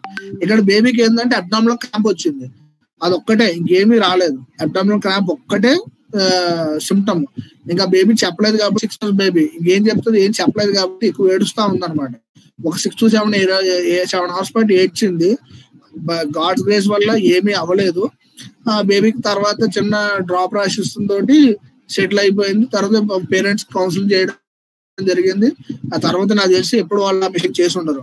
సో హీట్ క్రాంప్ అనేది సింపులే, బట్ దాని యొక్క ఇంపాక్ట్ ఒక్కొక్కసారి సివియర్ గా ఉంటది. అది ఏజ్ బట్టే మారుతుంది. పెద్దోళ్ళు అయితే ఒక రకంగా తట్టుకుంటారు, యంగ్ అడల్ట్స్ అయితే ఒక రకంగా తట్టుకుంటారు, చంటి పిల్లలు అయితే ఎక్కువ తట్టుకోలేకపోవచ్చు. సో అందుకే హీట్ క్రాంప్స్ విషయంలో it can be severe if left untreated అన్నది చెప్తున్నాడు అనమాట. సో హీట్ ర్యాష్ గురించి, హీట్ క్రాంప్స్ గురించి అర్థమై ఉంటుంది. ఈ రెండు both mild cases, but heat cramp can be transformed into severe if left untreated. ఇక్కడైతే మాత్రం rehydration is major and key role అనమాట. నెక్స్ట్ ఇంకో చెప్పా కదా, 2 important పాయింట్స్ లో హీట్ ర్యాష్, హీట్ క్రాంప్. ఆ రెండింటిని మనం ఆల్రెడీ డిస్కస్ చేసాము. నెక్స్ట్ ఏంటంటే హీట్ ఎగ్జాషన్, హీట్ స్ట్రోక్, ఈ రెండింటి గురించి డిస్కస్ చేద్దాం అనుకుంటున్నాం. హీట్ ఎగ్జాషన్ అంటే ఏమీ లేదు, మనము సమ్మర్ లో బాగా ఆడుకునే ఉంటాం కదా, ఆడుకున్నప్పుడు ఎక్కువ చెమట పట్టి ఆయాసం వచ్చి కాసేపు రెస్ట్ తీసుకుంటే నీడ పట్టును కాసేపు కూర్చుంటే ఒక 5 నిమిషాల తర్వాత తెప్పర వెళ్ళిపోతాం కదా, అది హీట్ ఎగ్జాషన్ అంటే. హీట్ స్ట్రోక్ అంటే మనం ఆడుతూ ఉంటాము కళ్ళు తిరిగి పడిపోతాం, అది హీట్ స్ట్రోక్. సింపుల్, ఇది మీకు అర్థమయ్యే భాషలో. హీట్ ఎగ్జాషన్ అంటే మనం ఆడతాము, ఎక్కువ చెమట పడుతుంది, కొంచెం ఆయాసం వస్తుంది, వెళ్ళి ఏదైనా నీడ పట్టును కూర్చుంటే సెటిల్ అయిపోతాం. హీట్ స్ట్రోక్ వచ్చేసేపటికి అట్లా కాదు, ఆడుతూ ఉంటాం పడిపోవటమే హీట్ స్ట్రోక్. సింపుల్ గా అర్థమయ్యే విషయంలో. సో దీని డెఫినేషన్ పరంగా చూసుకుంటే హీట్ ఎగ్జాషన్ అనేది చాలా మైల్డ్ కేసు, కానీ అది ఒకసారి సివియర్ గా అవుతుంది. ఇప్పుడు అన్కాన్షియస్ లెవెల్లోకి వెళ్ళిపోతున్నప్పుడు, లేకపోతే మనం ఎక్కువ ఓవర్ డూ చేసినప్పుడు, ఇది కూడా హీట్ ఎగ్జాషన్ కూడా మైల్డే. హీట్ ఎగ్జాషన్ కూడా మైల్డే, కాకపోతే ఇక్కడ మనము కొంచెం వెంటనే మనకు ఆ సిమ్టమ్స్ తెలిసిన వెంటనే మనకు కూల్ అయిపోతే అది అక్కడ మైల్డ్తో ఆగిపోతుంది. కానీ హీట్ స్ట్రోక్ అయితే అలా కాదు, సివియర్ అన్నమాట. ఇక్కడ మీరు గమనించినట్లయితే heat rash, heat cramp, heat exhaustion, ఈ మూడిటిని మైల్డ్ అని అంటున్నాము. హీట్ స్ట్రోక్ మాత్రము సివియర్ కేసు అని చెప్పుకుంటున్నాము. Heat rash, heat cramp, heat exhaustion మైల్డే, కాకపోతే ఈ హీట్ క్రాంప్, హీట్ ఎగ్జాషన్ కాస్త సివియర్ అవ్వచ్చు డిపెండింగ్ అపాన్ ఓవర్ డూయింగ్ అనమాట. సో ఇది ప్రివెంటబుల్ గా ఉంటది కాబట్టి హీట్ వేవ్స్ నుంచి స్టడీ చేసిన తర్వాత హెల్త్ అసోసియేటెడ్ మనము స్టెప్స్ తీసుకుంటున్నప్పుడు మేజర్ ఎడ్యుకేషన్ కౌన్సిలింగ్ చేయడం తోటి ఈ సెకండ్ స్టేజ్, థర్డ్ స్టేజ్ మనం ఆపగలిగితే హీట్ స్ట్రోక్ అనేది వెళ్లకుండా మనం చాలా కేసులు కంట్రోల్ చేస్తూ ఆ డెత్ టోల్ ని మనం తగ్గించవచ్చు. మనం ఏ విధంగా అయితే ఎర్లియర్ మనం డిస్కస్ చేసిన విధంగా మన డెత్ టోల్ ని ఎట్లాగా తగ్గిస్తున్నామో, ఈ కౌన్సిలింగ్ ఎడ్యుకేషన్ ఎప్పుడైతే చేస్తూ ఉంటామో హీట్ స్ట్రోక్ రాకుండా మనం ఆపొచ్చు. సరే, ఇప్పుడు హీట్ ఎగ్జాషన్, హీట్ స్ట్రోక్ లో ఉన్న మేజర్ పాయింట్స్ డిఫరెన్షియేట్ చేద్దాం అనుకుంటున్నా. సో హీట్ ఎగ్జాషన్ వచ్చేసేపాటికి మనం ఎక్కువ ఎండలో ఆడతాము, లేకపోతే ఎక్కువ ఎండలో జర్నీ చేయడము, లేకపోతే కంటిన్యూస్ గా సనకి పనిలో ఏదో బయట పని చేయడం ద్వారా ఏమవుతుందంటే కొంచెం తల తిరగడము, కళ్ళు తిరగడం లాంటివి జరుగుతూ ఉంటాయి. చెమట ఎక్కువ పడుతుంది. ఆ చెమట ఎక్కువ పడటం వల్ల మన శరీరం అంతా చల్లబడిపోతుంది. సో ఒక్కొక్కసారి మన చెల్లంతా ఒళ్ళు చల్లబడిపోయింది అని చెప్పేసి అంటాం. ఆ టైంలో కొంచెం కళ్ళు తిరుగుతూ చెమట పడిన వెంటనే మనం ఏదేదో భయపడిపోతాం. కానీ ఇది హీట్ ఎగ్జాషన్ అనే విషయం గుర్తుపెట్టుకోండి. ఇట్లాగే కళ్ళు తిరుగుతూ ఒళ్ళంతా చల్లబడిపోయేది ఏంటంటే ఒక్కోసారి హైపోగ్లైసెమిక్ అటాక్ లో కూడా అవుతుంది, ఒక్కోసారి మైల్డ్ స్ట్రోక్, హార్ట్ యాంజైనా లో కూడా ఒక్కోసారి అలాగ అవుతుంది. కాకపోతే ఏంటంటే అంటే ఇక్కడ ఎండలో పనిచేస్తూ ఉంటాడు, ఎండకి ఎక్స్పోజ్ అవుతూ ఉంటాడు. సో డిఫరెన్షియేషన్ చాలా ఇంపార్టెంట్ అనమాట. సో కళ్ళు తిరగడము, ఎక్సెసివ్ స్వెట్టింగ్, కూల్ పేల్ క్లామేజ్ అంటే చల్లగా ఉంటది ఒళ్ళంతా, ఒక్కోసారి వామిటింగ్స్ రావడం జరుగుతూ ఉంటది. ఎప్పుడైతే ఫ్లూయిడ్ లాస్ ఉంటుందో ఆటోమేటిక్ గా హార్ట్ రేట్ అరౌండ్ 120, 130 కూడా ఉంటది. పల్స్ వీక్ గా ఉంటది. పల్స్ వీక్ గా అంటే కొంచెం ఫ్లూయిడ్ తక్కువ ఉంటది కాబట్టి ఆబ్వియస్లీ కొంచెం వీక్ పల్స్ అనమాట, కొంచెం స్లోగా కొట్టుకున్నట్టు ఉంటది. అట్లాగా మనం డిస్కస్ చేసాము. మజిల్ క్రాంప్స్ కూడా ఉంటాయి. సో ఇది హీట్ ఎగ్జాషన్ అనమాట. కానీ కంపారిటివ్లీ హీట్ ఎగ్జాషన్ కన్నా హీట్ స్ట్రోక్ కొంచెం డిఫరెంట్. ఇక్కడ ఖచ్చితంగా చూడండి, హెడేక్ ఉంటది, థ్రాబింగ్ హెడేక్ అనమాట. ఏదో తల బద్దలు కొడుతున్నట్టు, ఏదో కొబ్బరికాయ గురించి మన తల మీద గట్టి కొట్టినట్టు ఖచ్చితంగా పెయిన్ చెప్తారు, థ్రాబింగ్ హెడేక్ చెప్తారు. నెక్స్ట్ ఇంకోటి అంటే స్వెట్టింగ్ ఉండదు, అస్సలు స్వెట్టింగ్ ఉండదు. ఒక ఎండలో కుప్పకూడిపోయినవాడు చెమట పట్టకుండా ఉన్నాడు అంటే it's an emergency, call for and 108. It's an emergency అనమాట. నో స్వెట్టింగ్ ఏదైతే ఉందో అది సివియర్ కేసు. మీరు ఆ టైంలో హీరోయిక్ ఏం చేయక్కర్లేదు. ఖచ్చితంగా ఒక 108 కో లేకపోతే ఏదైనా అంబులెన్స్ కు వెంటనే ఫోన్ చేయండి.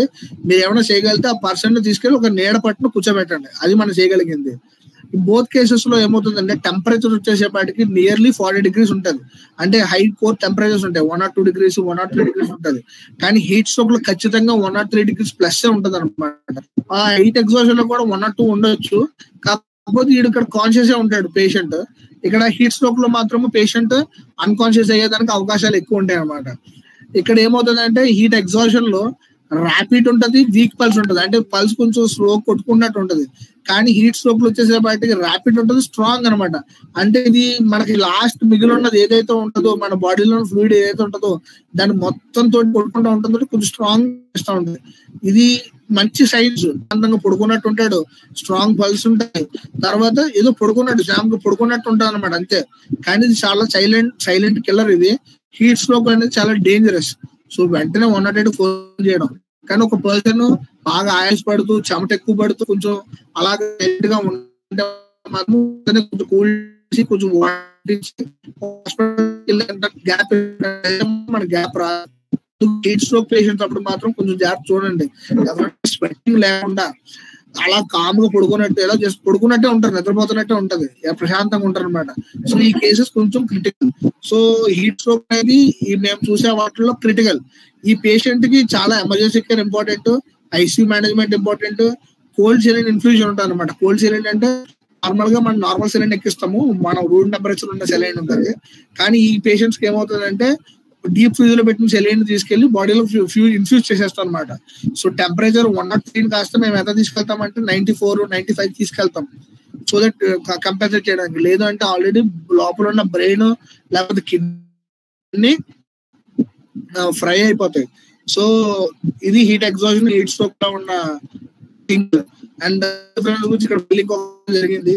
ఇక్కడ మీరు గమనించినట్లయితే హీట్ ఎగ్జాషన్ లో బిలో 104 ఉంటది, కానీ హీట్ స్ట్రోక్ లో 104 ఖచ్చితంగా ఎక్కువే ఉంటది. ఇక్కడ హీట్ స్వెట్టింగ్ ఉంటది, వీక్నెస్ ఉంటుంది, డిజినెస్ ఉంటుంది, నాజియా, క్రామ్స్ అన్ని ఉంటాయి. కాన్షియస్ ఉంటాడు పేషెంట్, గుర్తుపెట్టుకోండి, పేషెంట్ కాన్షియస్ ఉంటాడు. కానీ ఇందులో ఏంటంటే స్వెట్ ఉండదు, ఉండదు, ప్రశాంతంగా పడుకున్నట్టు ఉంటాడు. కొంతమంది మెలకుగా ఉన్నా వాళ్ళు కూడా ఏదో పరాక మాటలు, నేను ఎక్కడున్నాను, నేను ఎవరిని, నువ్వు నన్ను ముట్టుకోకు, నువ్వు ఎందుకు వచ్చావు, నువ్వు నన్ను ఎందుకు ముట్టుకుంటున్నావు, ఈ టైప్ డైలాగ్ చేస్తూ ఉంటారు. మోస్ట్లీ హీట్ ఎగ్జాషన్ లో బ్రెయిన్ ఫంక్షన్ ఏమి అబ్నార్మల్ ఉండదు. కానీ హీట్ స్ట్రోక్ లో వచ్చేసే వాటికి ఖచ్చితంగా ఎలక్ట్రోలైట్ లాస్ ఉండడం వల్ల ఎన్సెఫలోపతి డెవలప్ అవుతాయి. అందుకే ఆల్టర్డ్ సెన్సోరియం డెవలప్ అవుతుంది. ఆల్టర్డ్ సెన్సోరియం అంటే అదే అపస్మారకంగా మాట్లాడతాం అనమాట. అతను ఎక్కడున్నాడో తెలియదు, ఏం చేస్తున్నాడో తెలియదు, అతను ఎవరో ఏంటో కూడా చెప్పలేని పరిస్థితులకు వెళ్ళిపోతారు ఒక్కొక్కసారి. సో ఇది కొంచెం వార్నింగ్ సైన్ వచ్చేసేపాటికి ఏంటంటే ఇతను హీట్ ఎగ్జాషన్ లో ఉన్నవాడు ఒక రకంగా వాటర్ ఇచ్చిన తర్వాత కొంచెం కూల్ ప్లేస్ కూర్చోబెట్టిన తర్వాత తను నార్మల్ గా రిగైన్ అయిపోతాడు. ఒక అరగంట సేపు పడుకున్న తర్వాత వచ్చేస్తాడు, ఈ లోపల అంబులెన్స్ వస్తుంది, పిక్ చేసుకుంటాడు, వెళ్ళిపోతాడు, అది వేరే విషయం. కానీ హీట్ స్ట్రోక్ లో ఉన్న పేషెంట్ అయితే అట్లా కాదు, వాడి టెంపరేచర్ తగ్గదు, మీరు వాడి మీద ఏం చేసినా కూడా ఇది అవ్వదు. అండ్ మీరు ఏమన్నా వర్కప్ చేసే విధానంలో హీట్ ఎగ్జాషన్ పేషెంట్ ఎవరైనా మీకు మేక్ హిమ్ ఎక్స్పోజ్ టు, అంటే వాడు స్కిన్ ఎక్కువ ఎక్స్పోజ్ చేస్తే అంత గమ్మును కూల్ అయిపోతుంది. ఈయనకైతే మాత్రము రగ్గు కప్పమంటారు. ఏం రగ్గు అంటే వాటర్ లో ముంచేసిన రగ్గును కప్పేయమంటారు. హీట్ స్ట్రోక్ లో ఉన్న పర్సన్ కి ఒకవేళ ఒక పర్సన్ స్వెట్టింగ్ లేకుండా అన్కాన్షియస్ గా పడుంటే గనక అతను మొత్తం బాడీ అంతటి మీద వాటర్ తో నింపేసేయాల. కుదిరితే ఒక రగ్గు తీసుకొచ్చి ఆ రగ్గుని వాటర్ లో డిప్ చేసేసి ఆ రగ్గును కూడా తన బాడీ మీద ప్లే, అంత కూల్ టెంపరేచర్ ఇచ్చినట్లయితే బాడీ టెంపరేచర్ ని ఎంతో కొంత కంట్రోల్ చేసే విధానంగా ఉంటది. సో హీట్ స్ట్రోక్ లో అందరికి చెప్పేది ఏంటంటే రోడ్డు మీద వెంట అతన్ని తీసుకొని బండి ఎక్కించుకొని తీసుకెళ్ళటము, లేకపోతే ఆడ కూర్చోబెట్టి ఏదో స్ప్రో వచ్చి వెయిట్ చేయడము అట్లాంటివి చేయకూడదు. ఇక్కడ వెంటనే 108 ఫోన్ చేయడం అనేది మేజర్ అన్నమాట. నెక్స్ట్ ఈ హీట్ స్ట్రోక్ లో 2 రకాలు. ఫస్ట్ మాట్లాడుకున్న దాని ప్రకారం చెప్పాను కదా, హీట్ స్ట్రోక్ 2 రకాలు ఉంటాయి, ఎగ్జర్షనల్, నాన్ ఎగ్జర్షనల్. ఎగ్జర్షనల్ అంటే ఏంటంటే ఏదైనా పని చేయడం, నాన్ ఎగ్జర్షనల్ అంటే ఏంటంటే ఏ పని చేయకుండా కూర్చోవడం. So non exertion heat stroke ని క్లాసికల్ హీట్ స్ట్రోక్ అంటారు అనమాట. సో ఎగ్జర్షన్ హీట్ స్ట్రోక్ అనేది ఒక రకమైన ఎండలో మనంతట మనం యాక్ట్ చేయడం. సో వేడి ఎండకి మనం ఎక్స్పోజ్ అవ్వడము, వేడి ఎండకి మనంతట మనం వెళ్ళి ఆడుకోవడము, సో తప్పక చేసే పనులు అనమాట. ఇప్పుడు మన సోల్జర్స్ ఉంటారు, హాట్ టెంపరేచర్స్ లో ఉంటారు, వాళ్ళు తప్పదు, వాళ్ళు నేను చేయను అంటే కుదరదు, సో వాళ్ళు వెళ్ళాల్సిందే. సో ఎగ్జర్షన్ హీట్ స్ట్రోక్ వాళ్ళు గురవుతారు మన సోల్జర్స్. లేదు మన క్రికెట్ ప్లేయర్స్ ఉంటారు, మన అథ్లీట్స్ ఉంటారు, వాళ్ళందరూ ఎండలో ఆడాల్సి వస్తున్న పరిస్థితి ఉంటుంది. సో ఎగ్జర్షన్ హీట్ స్ట్రోక్ వాళ్ళందరూ ఇదనమాట. నాన్ ఎగ్జర్షన్ హీట్ స్ట్రోక్ అంటే ఏం లేదు, వాళ్ళు ఇంటి పట్టునే ఉంటారు, అసలు ఏమీ చేయరు, చక్కగా ఉంటారు, అయినా కూడా వాళ్ళు వడదెబ్బ తగ్గుతుంది. ఇది నాన్ ఎగ్జర్షన్ హీట్ స్ట్రోక్ అనమాట. సో ఎగ్జర్షన్ హీట్ స్ట్రోక్ కి నాన్ ఎగ్జర్షన్ హీట్ స్ట్రోక్ ఏంట్రా అంటే, ఎగ్జర్షన్ లో ఏముంటది అంటే యాక్టివిటీ ఉంటది, ఏదో ఒక యాక్టివిటీ, అంటే ఆడేమో ఏదైనా ఆట ఆడి ఉండొచ్చు, లేదంటే ఏదో వర్క్ చేసి ఉండొచ్చు, లేకపోతే ఇంకోటి ఏదైనా చేయడం. ఎగ్జర్షన్ హీట్ స్ట్రోక్ కి మా మెడికల్ స్టాఫ్ కూడా ఒక ఎగ్జాంపుల్, ఫీల్డ్ విజిట్ అని చెప్పి మేము బయటకు వెళ్తాము, మేము ఎగ్జర్షన్ హీట్ స్ట్రోక్ గురవుతాం అనమాట.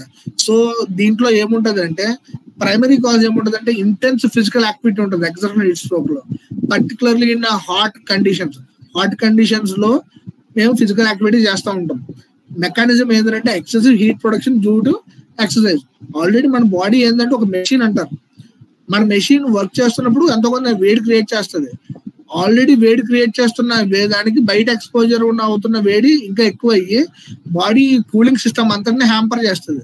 సో దీని వల్ల ఎగ్జర్షన్ హీట్ స్ట్రోక్ అనేది డెవలప్ అవుతుంది అన్నమాట. ఇప్పుడు ఇది కామన్ ఇన్ యంగ్ ఇండివిజువల్స్, అంటే 18 years old 19 years old వీళ్ళందరూ ఏంటి సమ్మర్ టైంలో ఏం చేస్తారు, హాలిడేస్ దొరికినాయి కదా అని చెప్పి బయట క్రికెట్ ఆడటమనో లేకపోతే బయట ఎక్కువ తిరగడమనో చేస్తూ ఉంటారు. హెల్దీ ఇండివిజువల్స్ వీళ్ళందరూ ఉద్యోగస్తులు లేకపోతే అథ్లెటిక్స్ లేకపోతే సోల్జర్స్ ఫీల్డ్ వర్కర్స్ వీళ్ళందరూ హెల్దీ ఇండివిజువల్స్ అనమాట. వీళ్ళు ఎక్కువ ఎగ్జర్షన్ హీట్ స్ట్రోక్ కామన్. అంటే వీళ్ళు సడన్ గా వెళ్తారు, పని చేస్తూ ఉంటారు, పడిపోతారు, కావాలని చేయరు, but due to their work constraints అన్ని వీళ్ళు జరుగుతూ ఉంటాయి. Symptoms as discussed, rapid breathing ఉంటుంది, ర్యాపిడ్ హార్ట్ రేట్ ఉంటుంది, హెడేక్, నాసియా, వామిటింగ్ ఇవన్నీ ఉంటాయి. సో వీళ్ళందరికీ ఏంటంటే ఇమర్షన్ కోల్డ్ వాటర్ లో పెట్టడం అనేది ఇంపార్టెంట్ అనమాట. ఇలా చెప్పే కదా హీట్ స్ట్రోక్ అన్న మాట ఎప్పుడైనా వచ్చినప్పుడు మాక్సిమం అన్కాన్షియస్ ఉంటారు, సడన్ గా కళ్ళు తిరిగి పడిపోయే అవకాశాలు ఉంటాయి అనమాట. హీట్ స్ట్రోక్ ఎవరికి వస్తుంది అంటే పెద్దోళ్ళకి, మోస్ట్లీ ఎల్డర్లీ అనమాట. ఇంట్లో ఉన్న వాళ్ళ అమ్మ తాత వాళ్ళకి వస్తాయి. వాళ్ళందరూ వడదెబ్బ తగిలి చనిపోయారు, వాళ్ళు ఉన్నారని వింటాం కదా ఎక్కువ. ఇది వీళ్ళ గురించి. వాళ్ళు ఏంటంటే పాపం వాళ్ళు ఇంట్లోనే ఉంటారు, ఎక్కడ ఎండకి ఎక్స్పోజ్ కాదు, ఏమి కాదు. కానీ వేడి గాలి ఎప్పుడైతే ఆ వేడి గాలి ఆ ఇంటి ఏరియాలకు కానీ ఆ పరిసర ప్రాంతాలకు కానీ ఉంటుందో ఆ వడదెబ్బకి వాళ్ళకి స్పృహ కోల్పోయి చనిపోయే స్టేట్ లో కూడా వెళ్ళే అవకాశాలు ఉంటాయి అనమాట. సో ఈ రెండింటి మధ్యన ఒకటే యాక్టివిటీ ఒక్కటే తేడా, నాన్ ఎగ్జర్షనల్ కి ఎగ్జర్షనల్ కి. ఎగ్జర్షనల్ లో ఏంద్రా అంటే ఫిజికల్ హాట్ టెంపరేచర్ రెండు కలిసి కూలింగ్ సిస్టమ్ హ్యాంపర్ చేస్తాయి, హీట్ స్ట్రోక్ వస్తుంది. నాన్ ఎగ్జర్షనల్ ఉంటారు, నాన్ ఎగ్జర్షనల్ లో హీట్ స్ట్రోక్ ఉంటుంది. కానీ ఎల్డర్లీ పీపుల్ వీళ్ళు ఏంటంటే కాంప్రమైజ్ స్టేట్ లో ఉంటారు, అంటే వీళ్ళు ఆల్టరేషన్స్ ఏమి ఉండవు అనమాట, థర్మోరెగ్యులేషన్ మంచిగా ఉండదు. సో వీళ్ళు ఆటోమేటిక్ గా ఎక్స్పోజ్ అయ్యి వీళ్ళు చనిపోయేదానికి అవకాశాలు ఎక్కువ ఉంటాయి. సో మనం అందుకే వింటాం వడదెబ్బకి ఎంతమంది చనిపోయినారు, ఎంతమంది వృద్ధాప్యులు చచ్చిపోయినారు అని చెప్పేసి వింటాం కదా. సో ఇది కామన్ అండ్ నాన్ ఎగ్జర్షనల్ స్ట్రోక్ ఏంటంటే ఎల్డర్లీలో బియాండ్ 60 వాళ్ళు ఎవరైతే ఉంటారో వాళ్ళకి ఇది కామన్. సో ఈ రెండింటి మధ్యనే చూసుకోవాలి. సో క్లాసికల్ గా మాట్లాడితే క్లాసికల్ స్ట్రోక్ నాన్ ఎగ్జర్షనల్ ఎవరు ఎక్కువ ఉంటుంది అంటే ఎల్డర్లీ, తర్వాత చిన్నపిల్లల్లో కూడా కామన్. కానీ ఎగ్జర్షన్ వచ్చేసేపాటికి యంగ్ అడల్ట్స్, అథ్లెటిక్స్, సోల్జర్స్ వీళ్ళు ఉంటారు. అక్రెన్స్ వచ్చేసేపాటికి ఎపిడెమిక్ అంటే హీట్ వేవ్స్, అంటే మోస్ట్లీ డ్యూరింగ్ సమ్మర్ సీజన్ లో మాత్రం ఎక్కువ జరుగుతూ ఉంటది. ఈ ఎగ్జర్షన్ హీట్ స్ట్రోక్ అనేది ఏ టైంలోనే జరుగుతుంది త్రూ అవుట్ ఇయర్, కానీ most probably high case load అనేది ఎక్కువ సమ్మర్ టైంలో ఎక్కువ జరుగుతూ ఉంటది. తర్వాత దీంట్లో ఏంట్రా అంటే యాక్టివిటీ చూసుకుంటే వీళ్ళు సైలెంట్ గా ఉంటారు, ఎటువంటి యాక్టివిటీస్ ఉండవు.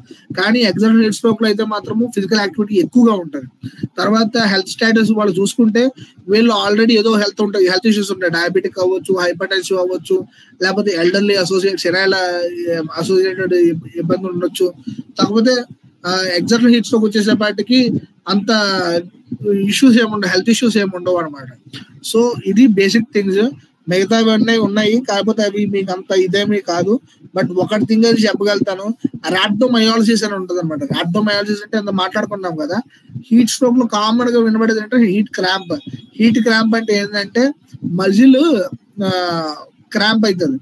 కానీ ర్యాప్డోమయాలసిస్ లో ఏమవుతుందంటే ఆ క్రాంప్ మడత పడిన మజిల్ కాస్త టేర్ అయిపోతుంది, మజిల్ టేర్ ఉంటుంది. ఎప్పుడైతే మజిల్ టేర్ ఉంటుందో ఆ మజిల్ లో నుంచి కొన్ని ప్రోటీన్స్ బయటకు వచ్చేస్తాయి, లైక్ CKMB అని, క్రియాటిన్ కైనేజ్ అని ఉంటుంది. CKMB అనేది బయటకు రావడం తోటి ఒక్కొక్కసారి అది ఫ్రీక్వెంట్ గా కిడ్నీ డ్యామేజ్ చేయడం అనేది జరుగుతుంది అనమాట.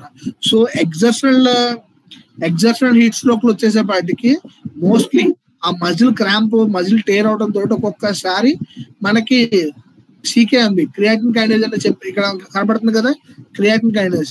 ఈ క్రియాటిన్ కైనేజ్ అనేది ఎక్కువ ఎలివేట్ అయ్యే అవకాశం ఉంటుంది. ఎలివేట్ అవుతుందో ఇట్ మే మిమిక్ ఒక్కొక్కసారి హార్ట్ స్ట్రోక్ కూడా కనిపించే అవకాశం ఉంటుంది, లేదు రేనల్ ఫెయిల్యూర్ వచ్చే అవకాశం ఉంటుంది. సో రెండు మీకు స్ట్రోక్ లో మీకు ఎక్కువ ఉంటారు పేషెంట్స్. ఇంకోటి ఏంటంటే కిడ్నీ పేషెంట్స్, వీళ్ళు ఉన్న వాళ్ళు కొంచెం ఎక్కువ జాగ్రత్త తీసుకోవాలి. వాళ్ళు ఏవో ఎక్స్పోజ్ కాకపోయినప్పటికీ నాన్ ఎగ్జర్షనల్ హీట్ స్ట్రోక్ వాళ్ళకి వచ్చే అవకాశం ఉంటుంది. సో హార్ట్ పేషెంట్స్, నెక్స్ట్ ఏంటంటే కిడ్నీ పేషెంట్స్ ఎవరైతే ఉంటారో వాళ్ళు జాగ్రత్తగా మీరు చూసుకోవడం ఉంటుంది. నెక్స్ట్ మనము హీట్ రిలేటెడ్ ఇల్నెస్ ఇన్ మనం చూసాము. అయితే ఏ పాపులేషన్ ఎక్కువ ఎఫెక్ట్ అవుతారన్నది చూద్దాం. దీంట్లో ముఖ్యంగా ఇంపాక్ట్ అయ్యేది children, pregnant women, elderly women, outdoor workers, athletes, mining workers.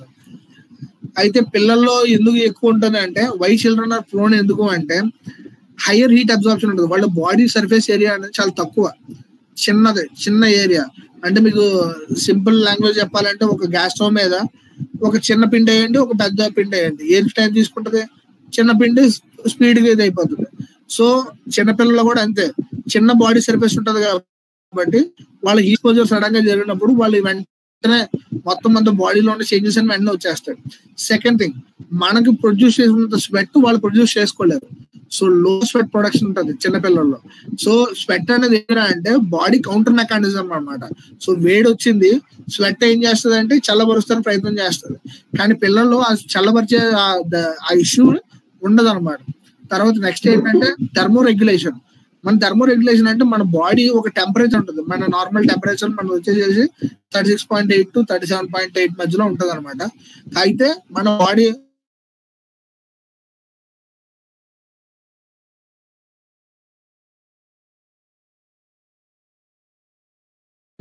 Under 10 years వాళ్ళకి ఏమవుతుందంటే ఆ థర్మో రెగ్యులేషన్ అనేది అంత ప్రాంప్ట్ గా పనిచేయదు. ఎప్పుడైతే ప్రాంప్ట్ గా పనిచేయదో సడన్ ఎక్స్పోజర్ జరిగినప్పుడు వాళ్ళ హీట్ రెగ్యులేషన్ అనేది అప్స్ అండ్ డౌన్స్ అయిపోతూ ఉంటాయి. సో హీట్ అసోసియేట్స్ కి వాళ్ళు ఎక్కువ కామన్ అనమాట. తర్వాత మనం ఎక్కువగా వింటాం వాళ్ళు మన ఇంట్లో కాము కూర్చొని రకమైతే కాదు. చిన్నపిల్లలు ఎక్కువ బయటకు వెళ్ళిపోవడానికి, బయట ఆడుకోవడానికి ఎక్కువ ఇచ్చేస్తూ ఉంటారు. సో కామన్ గా వాళ్ళు ఎక్స్పోజ్ అవుతూ ఉంటారు. తర్వాత slower adaptation to temperature changes. So బయట ఉన్న టెంపరేచర్ కి వాళ్ళు అడాప్ట్ అవ్వడానికి, వెంటనే తట్టుకోవడానికి వాళ్ళకి అంత టైం ఉండదు. So these are all the reasons why children are more at prone అనమాట. సో నెక్స్ట్ వల్నరబుల్ పాపులేషన్ వచ్చేసేపాటికి ప్రెగ్నెంట్ ఉమెన్. ఈ ప్రెగ్నెంట్ ఉమెన్ ఎందుకు చెప్తున్నారంటే ఇంపార్టెంట్ అంటే increase susceptibility of heat stroke pregnant women ఎందుకు ఉంటుంది అంటే they have impaired hormonal status, impaired immune status, impaired thermoregulation, impaired metabolism. వీళ్ళు ఎన్ని ఇంపైర్ ఉంటాయి అనమాట. ఇంపైర్ ఉన్నప్పుడు ఈ హీట్ స్ట్రెస్ అనేది వాళ్ళకి అదనపు భారం కలిగించి వచ్చే కొన్ని పర్యావసనాలు మనం చేసే ఉండవు. ప్రెగ్నెన్సీ అవుట్కమ్ అనే ఇబ్బంది ఉంటుంది, లేదంటే బేబీ కన్నా ఇబ్బంది ఉంటుంది. ప్రెగ్నెన్సీ ఏముంటుంది అంటే స్టిల్ బర్త్, బేబీ అమ్మ తల్లి పట్లోనే చనిపోవచ్చు. లేదు అంటే బేబీ లో బర్త్ వెయిట్. అందుకే మనము మే, జూన్, జూలై పుట్టే బేబీ ప్రీ టర్మ్ బర్త్ అంటే నార్మల్ గా 40 months పుట్టాల్సిన బేబీ 36 months కి 32 months కి పుట్టేస్తారు. ఇవన్నీ ప్రెగ్నెన్సీ మీద పడతాయి. లేదు నార్మల్ గానే జరిగింది అనుకుంటే బేబీ మీద కాన్సిక్వెన్స్ ఏమంటాయి అంటే కంజెంటల్ హార్ట్ డిఫెక్ట్స్ ఉంటాయి, లేదంటే ఇన్ఫెక్షన్ పెరిగేదానికి ఎక్కువ ఉంటది, తర్వాత న్యూరల్ ట్యూబ్ డిఫెక్ట్స్ ఉంటాయి, తర్వాత ఇమ్యూన్ సిస్టమ్ ఆల్రెడీ అయ్యే అవకాశాలు ఉంటాయి. So these are all things అనమాట.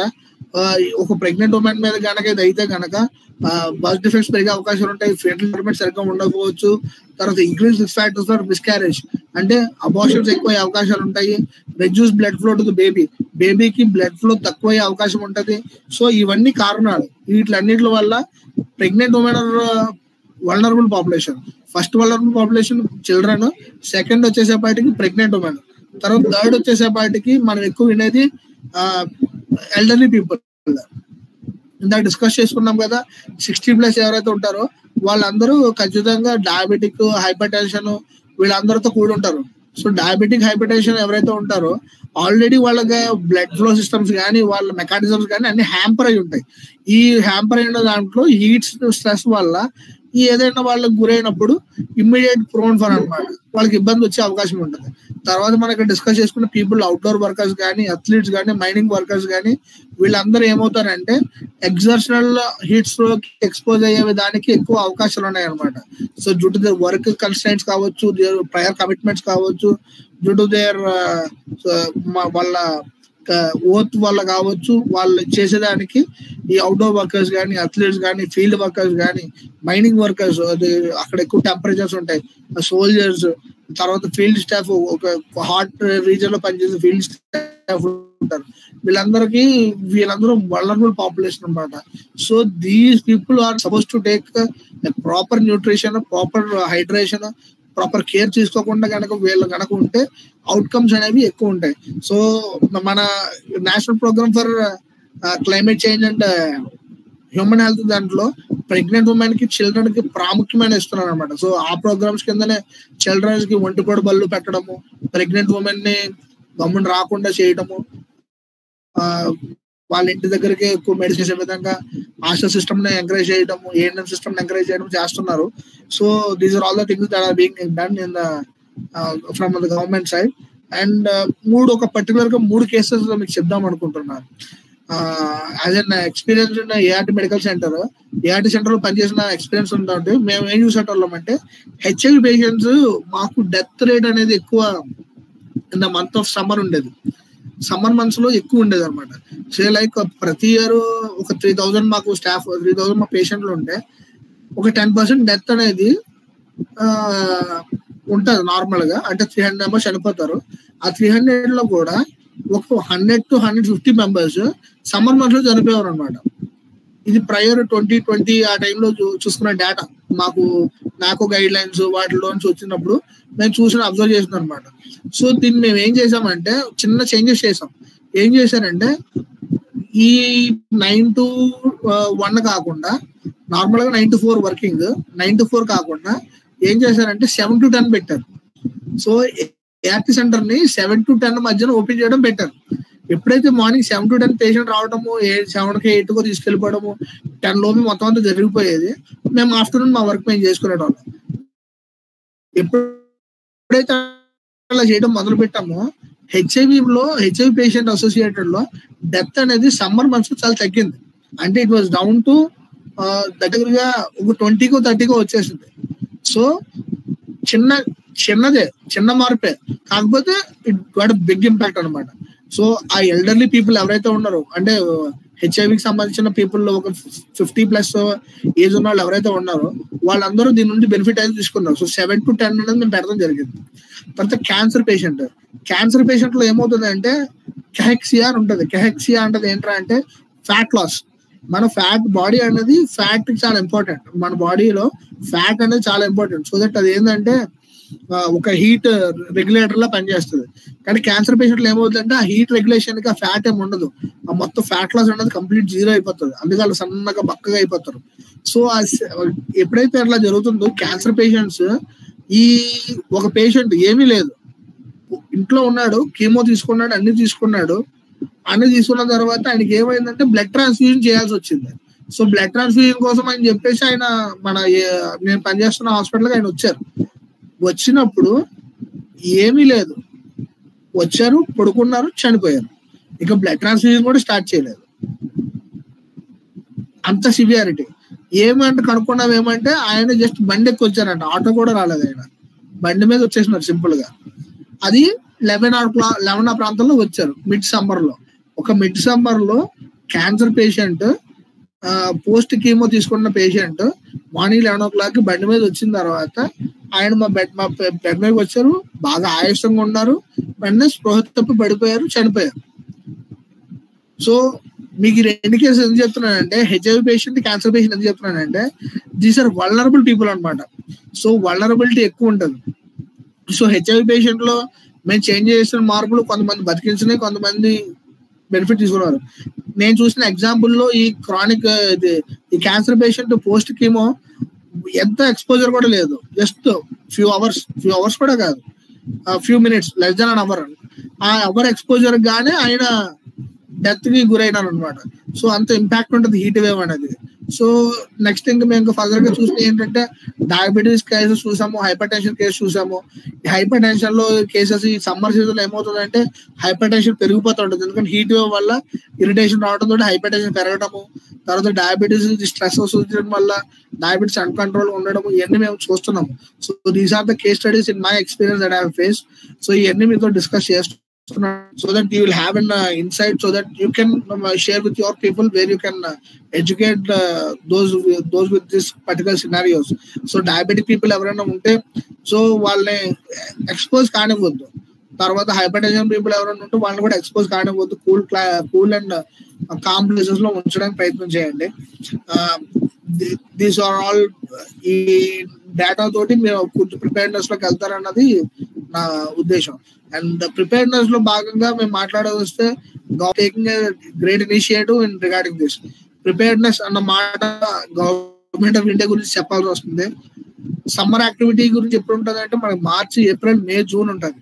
కానీ government of India national programme of climate control, climate change and human health అనే ప్రోగ్రామ్ ద్వారా త్రూ అవుట్ ఇయర్ వర్కప్ చేస్తూనే ఉంటుంది. Pre summer activities, summer activities, post summer activities, తర్వాత consolidate ఏం చేసాం, ఆ ఇయర్ ఏం చేసాం, నెక్స్ట్ ఇయర్ ఏం చేయాలన్న దానికి ఒక కంప్లీట్ ప్రిపేర్నెస్ తోటి పబ్లిక్ అవేర్నెస్ ప్రోగ్రామ్స్ అన్ని క్యాంపెయిన్ చేస్తుంది. ఇవన్నీ మీకు ఎందుకు చెప్తున్నాం అంటే we are part of that.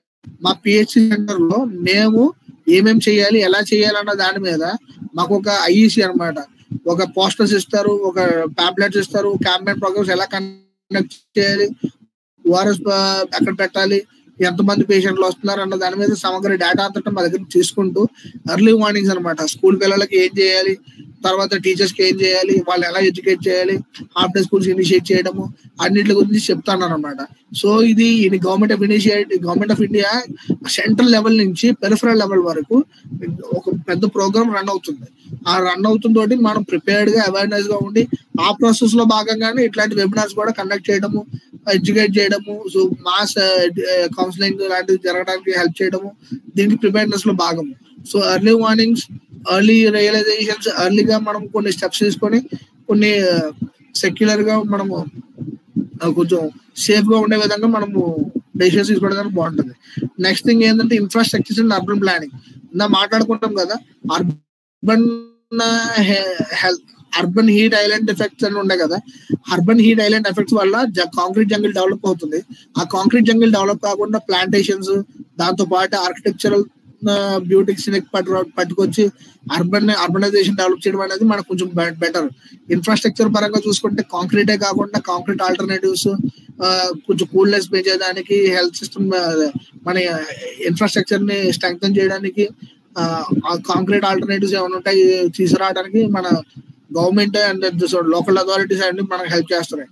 Health system preparedness లో మాకు ఎవ్రీ మార్చ్ లోనే మాకు ట్రైనింగ్ ఉంటుంది. ప్రోగ్రామ్ పరంగా ఏ డేటా తీసుకోవాలి, ఎక్కడ డేటా తీసుకోవాలి, ఎన్ని ఓఆర్ఎస్ ప్యాకెట్లు పంచాలి, తర్వాత ఎన్ని బెడ్స్ రెడీ చేయాలి, ఎంతమంది ఎల్డర్లీ పీపుల్ ఉన్నారు, ఎంతమంది చిల్డ్రన్ ఉన్నారు అన్న ఒక డేటా ఉంటుంది.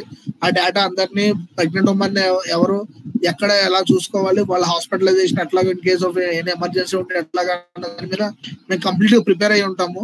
So in case any issues వచ్చినప్పుడు వీళ్ళు అడ్రస్ దాం అనమాట. తర్వాత కమ్యూనిటీ లెవెల్ సపోర్ట్ వచ్చేసేపటికి చలివేంద్రం ఎస్టాబ్లిష్మెంట్ అని కానీ, తర్వాత కొంచెం కూల్ ఏరియాస్ ని డెవలప్ చేయడం అని కానీ, లేకపోతే సోషల్ ఎన్జిఓస్ ద్వారా కొంతమంది ఎవరైతే ఉంటారో ప్రెగ్నెంట్ ఉమెన్ అని కానీ, హెచ్ఐవి పీపుల్ అని కానీ, క్యాన్సర్ పీపుల్ అని కానీ, వాళ్ళు మెడికేషన్ ఇవ్వడం అట్లాంటివి చేస్తూ ఉంటారు అనమాట. అండ్ లాంగ్ టర్మ్ మెడికేషన్ ఏంట్రా అంటే ఈ కూల్ ఏరియాస్ కోసము లేక్స్, పాండ్స్ తవ్వడము, నెక్స్ట్ ఏంటంటే ఈ అఫారెస్ట్రేషన్, డిఫారెస్టేషన్ తగ్గించడము, కొత్తగా చెట్లు నాటడము, తర్వాత ప్లాస్టిక్ లిటర్ తగ్గించడము, తర్వాత కాంక్రీట్ కన్స్ట్రక్షన్ తగ్గించడము, ఇవన్నీ మన లాంగ్ టర్మ్ మెడికేషన్స్ లో మనం తీసుకునేవి అనమాట. సో వీటితోటి ప్రిపేర్నెస్ లో అట్లే ఉంటాయి. ఎందుకు ఈ ప్రిపేర్నెస్ ఎందుకు అంటే ఇప్పుడు నేను అంతా మాట్లాడింది హెల్త్ పరంగా, but heat wave is also having a global impact and environmental impact కూడా. ఏంటి ఎన్వైరన్మెంటల్ ఇంపాక్ట్ అంటే డ్రాట్ డెవలప్ అయ్యే అవకాశం ఉంటుంది, క్యాటిల్ డెత్ ఉంటుంది, తర్వాత ఎకనామిక్ లాసెస్ ఉంటాయి. It's wishes cycle. ఒక దాంట్లో నుంచి ఒక ఫ్యామిలీ అంతా పంట నష్టపోతే ఆ ఫ్యామిలీకి ఇబ్బంది ఉంటుంది, ఇంకా అక్కడి నుంచి ఫినాన్షియల్ లాసెస్, ఎకనామికల్ లాసెస్ ఇవన్నీ ఉంటాయి.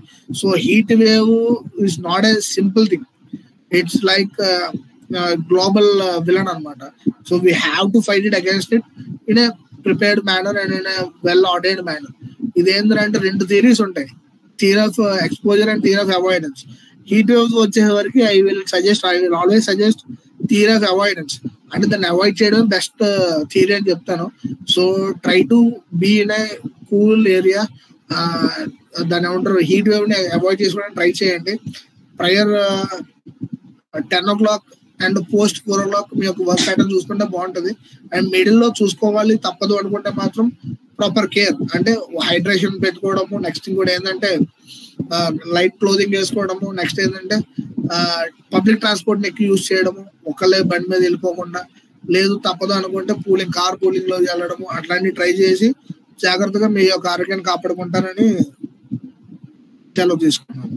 And thank you for the opportunity sir. Okay, in case నేను అడిగిన దాంట్లో డిస్కస్ చేసిన టాపిక్ లో మీకు ఏమన్నా క్వశ్చన్స్ ఏమన్నా ఉంటే you can shoot me. Thank you sir, thank you very much Rahul garu. Please respond participants.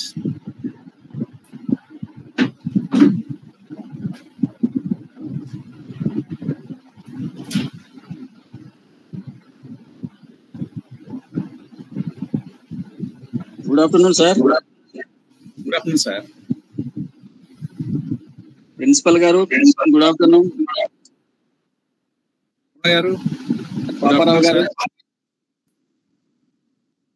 Situational పరంగా మంచి ప్రోగ్రామ్ ని ఇక్కడ అరేంజ్ చేశారు. అసలు చాలా చాలా ఇంపార్టెంట్ ప్రోగ్రామ్ ఇది. ఎందుకంటే ప్రస్తుతం హీట్ వేవ్స్ గురించి చాలా మందికి అవగాహన లేని విషయాలు, ఎన్నో విషయాల్ని ఇప్పుడు ప్రస్తుతం డాక్టర్ గారు అసలు చాలా విషయాలు చెప్పారు. ముఖ్యంగా అంత ముందు స్టార్ట్ చేసిన మన కామేశ్వరరావు గారు అక్కడే ఉండుంటారు. వారైతే కోవిడ్ టైంలో ఎన్ని రకాల అక్కడ సహాయ సహకారాలు అందించి ఎంత శ్రమ పడ్డారో అది అంతా తెలుసు నాకు. అలాగే ఆయన అయితే ముందు చెప్పిన విషయాలన్నీ కూడా ప్రస్తుతం మనం పాటించినట్లయితే ఈ హీట్ వేవ్స్ ని మనం చాలా జాగ్రత్తగా తప్పించుకుని ముందుకు వెళ్ళడానికి అవకాశం ఉంటుంది. పాపారావు గారు, తర్వాత ప్రిన్సిపల్ గారు, ఇంకా స్టాఫ్ మిగిలిన అందరూ కూడా ఈ కార్యక్రమాన్ని అందరికీ అందించినందుకు, అలాగే ముఖ్యంగా డాక్టర్ గారికి ధన్యవాదాలు తెలియజేస్తున్నాను. నేను doctor N V Ramana, lecturer in Hindi, government degree college, Ramachandrapuram. Thank you sir. Thank you very much sir. మంచి విషయాలు చెప్పారు సార్. Thank you.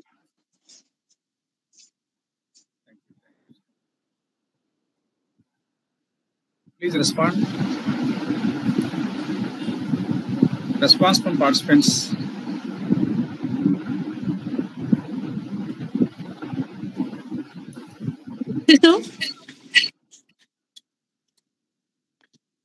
నమస్తే sir, Padmaja speaking from government degree college, Ramachandrapuram sir. చాలా సంతోషము. చాలా డీటెయిల్డ్ గా డాక్టర్ గారు అన్ని ఎక్స్ప్లెయిన్ చేయడం జరిగింది. చాలా ఆనందం వేసింది. Right now you are rightly correct. My mother is 86+. For the past 15 days నుంచి హీట్ వేవ్స్ దీని నుంచి మొత్తం బాడీ అంతా ర్యాషెస్ లాగా వచ్చేసిందండి. So it is very tough to manage అన్నట్టు మీరు అన్నట్టు. సో నూనె పసుపు రాస్తే తగ్గుతుంది అనేసి అన్నారు.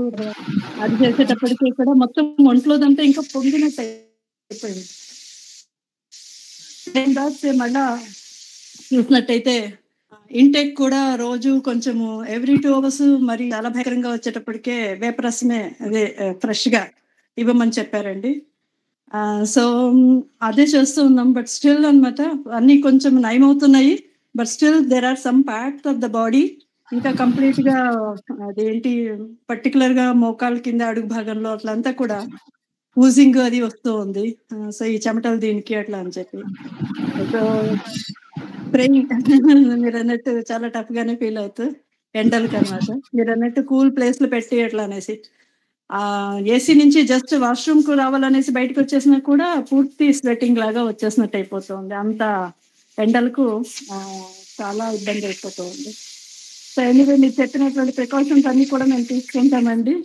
అలాగే so 2 elderly persons are there, 92+ and then 86+.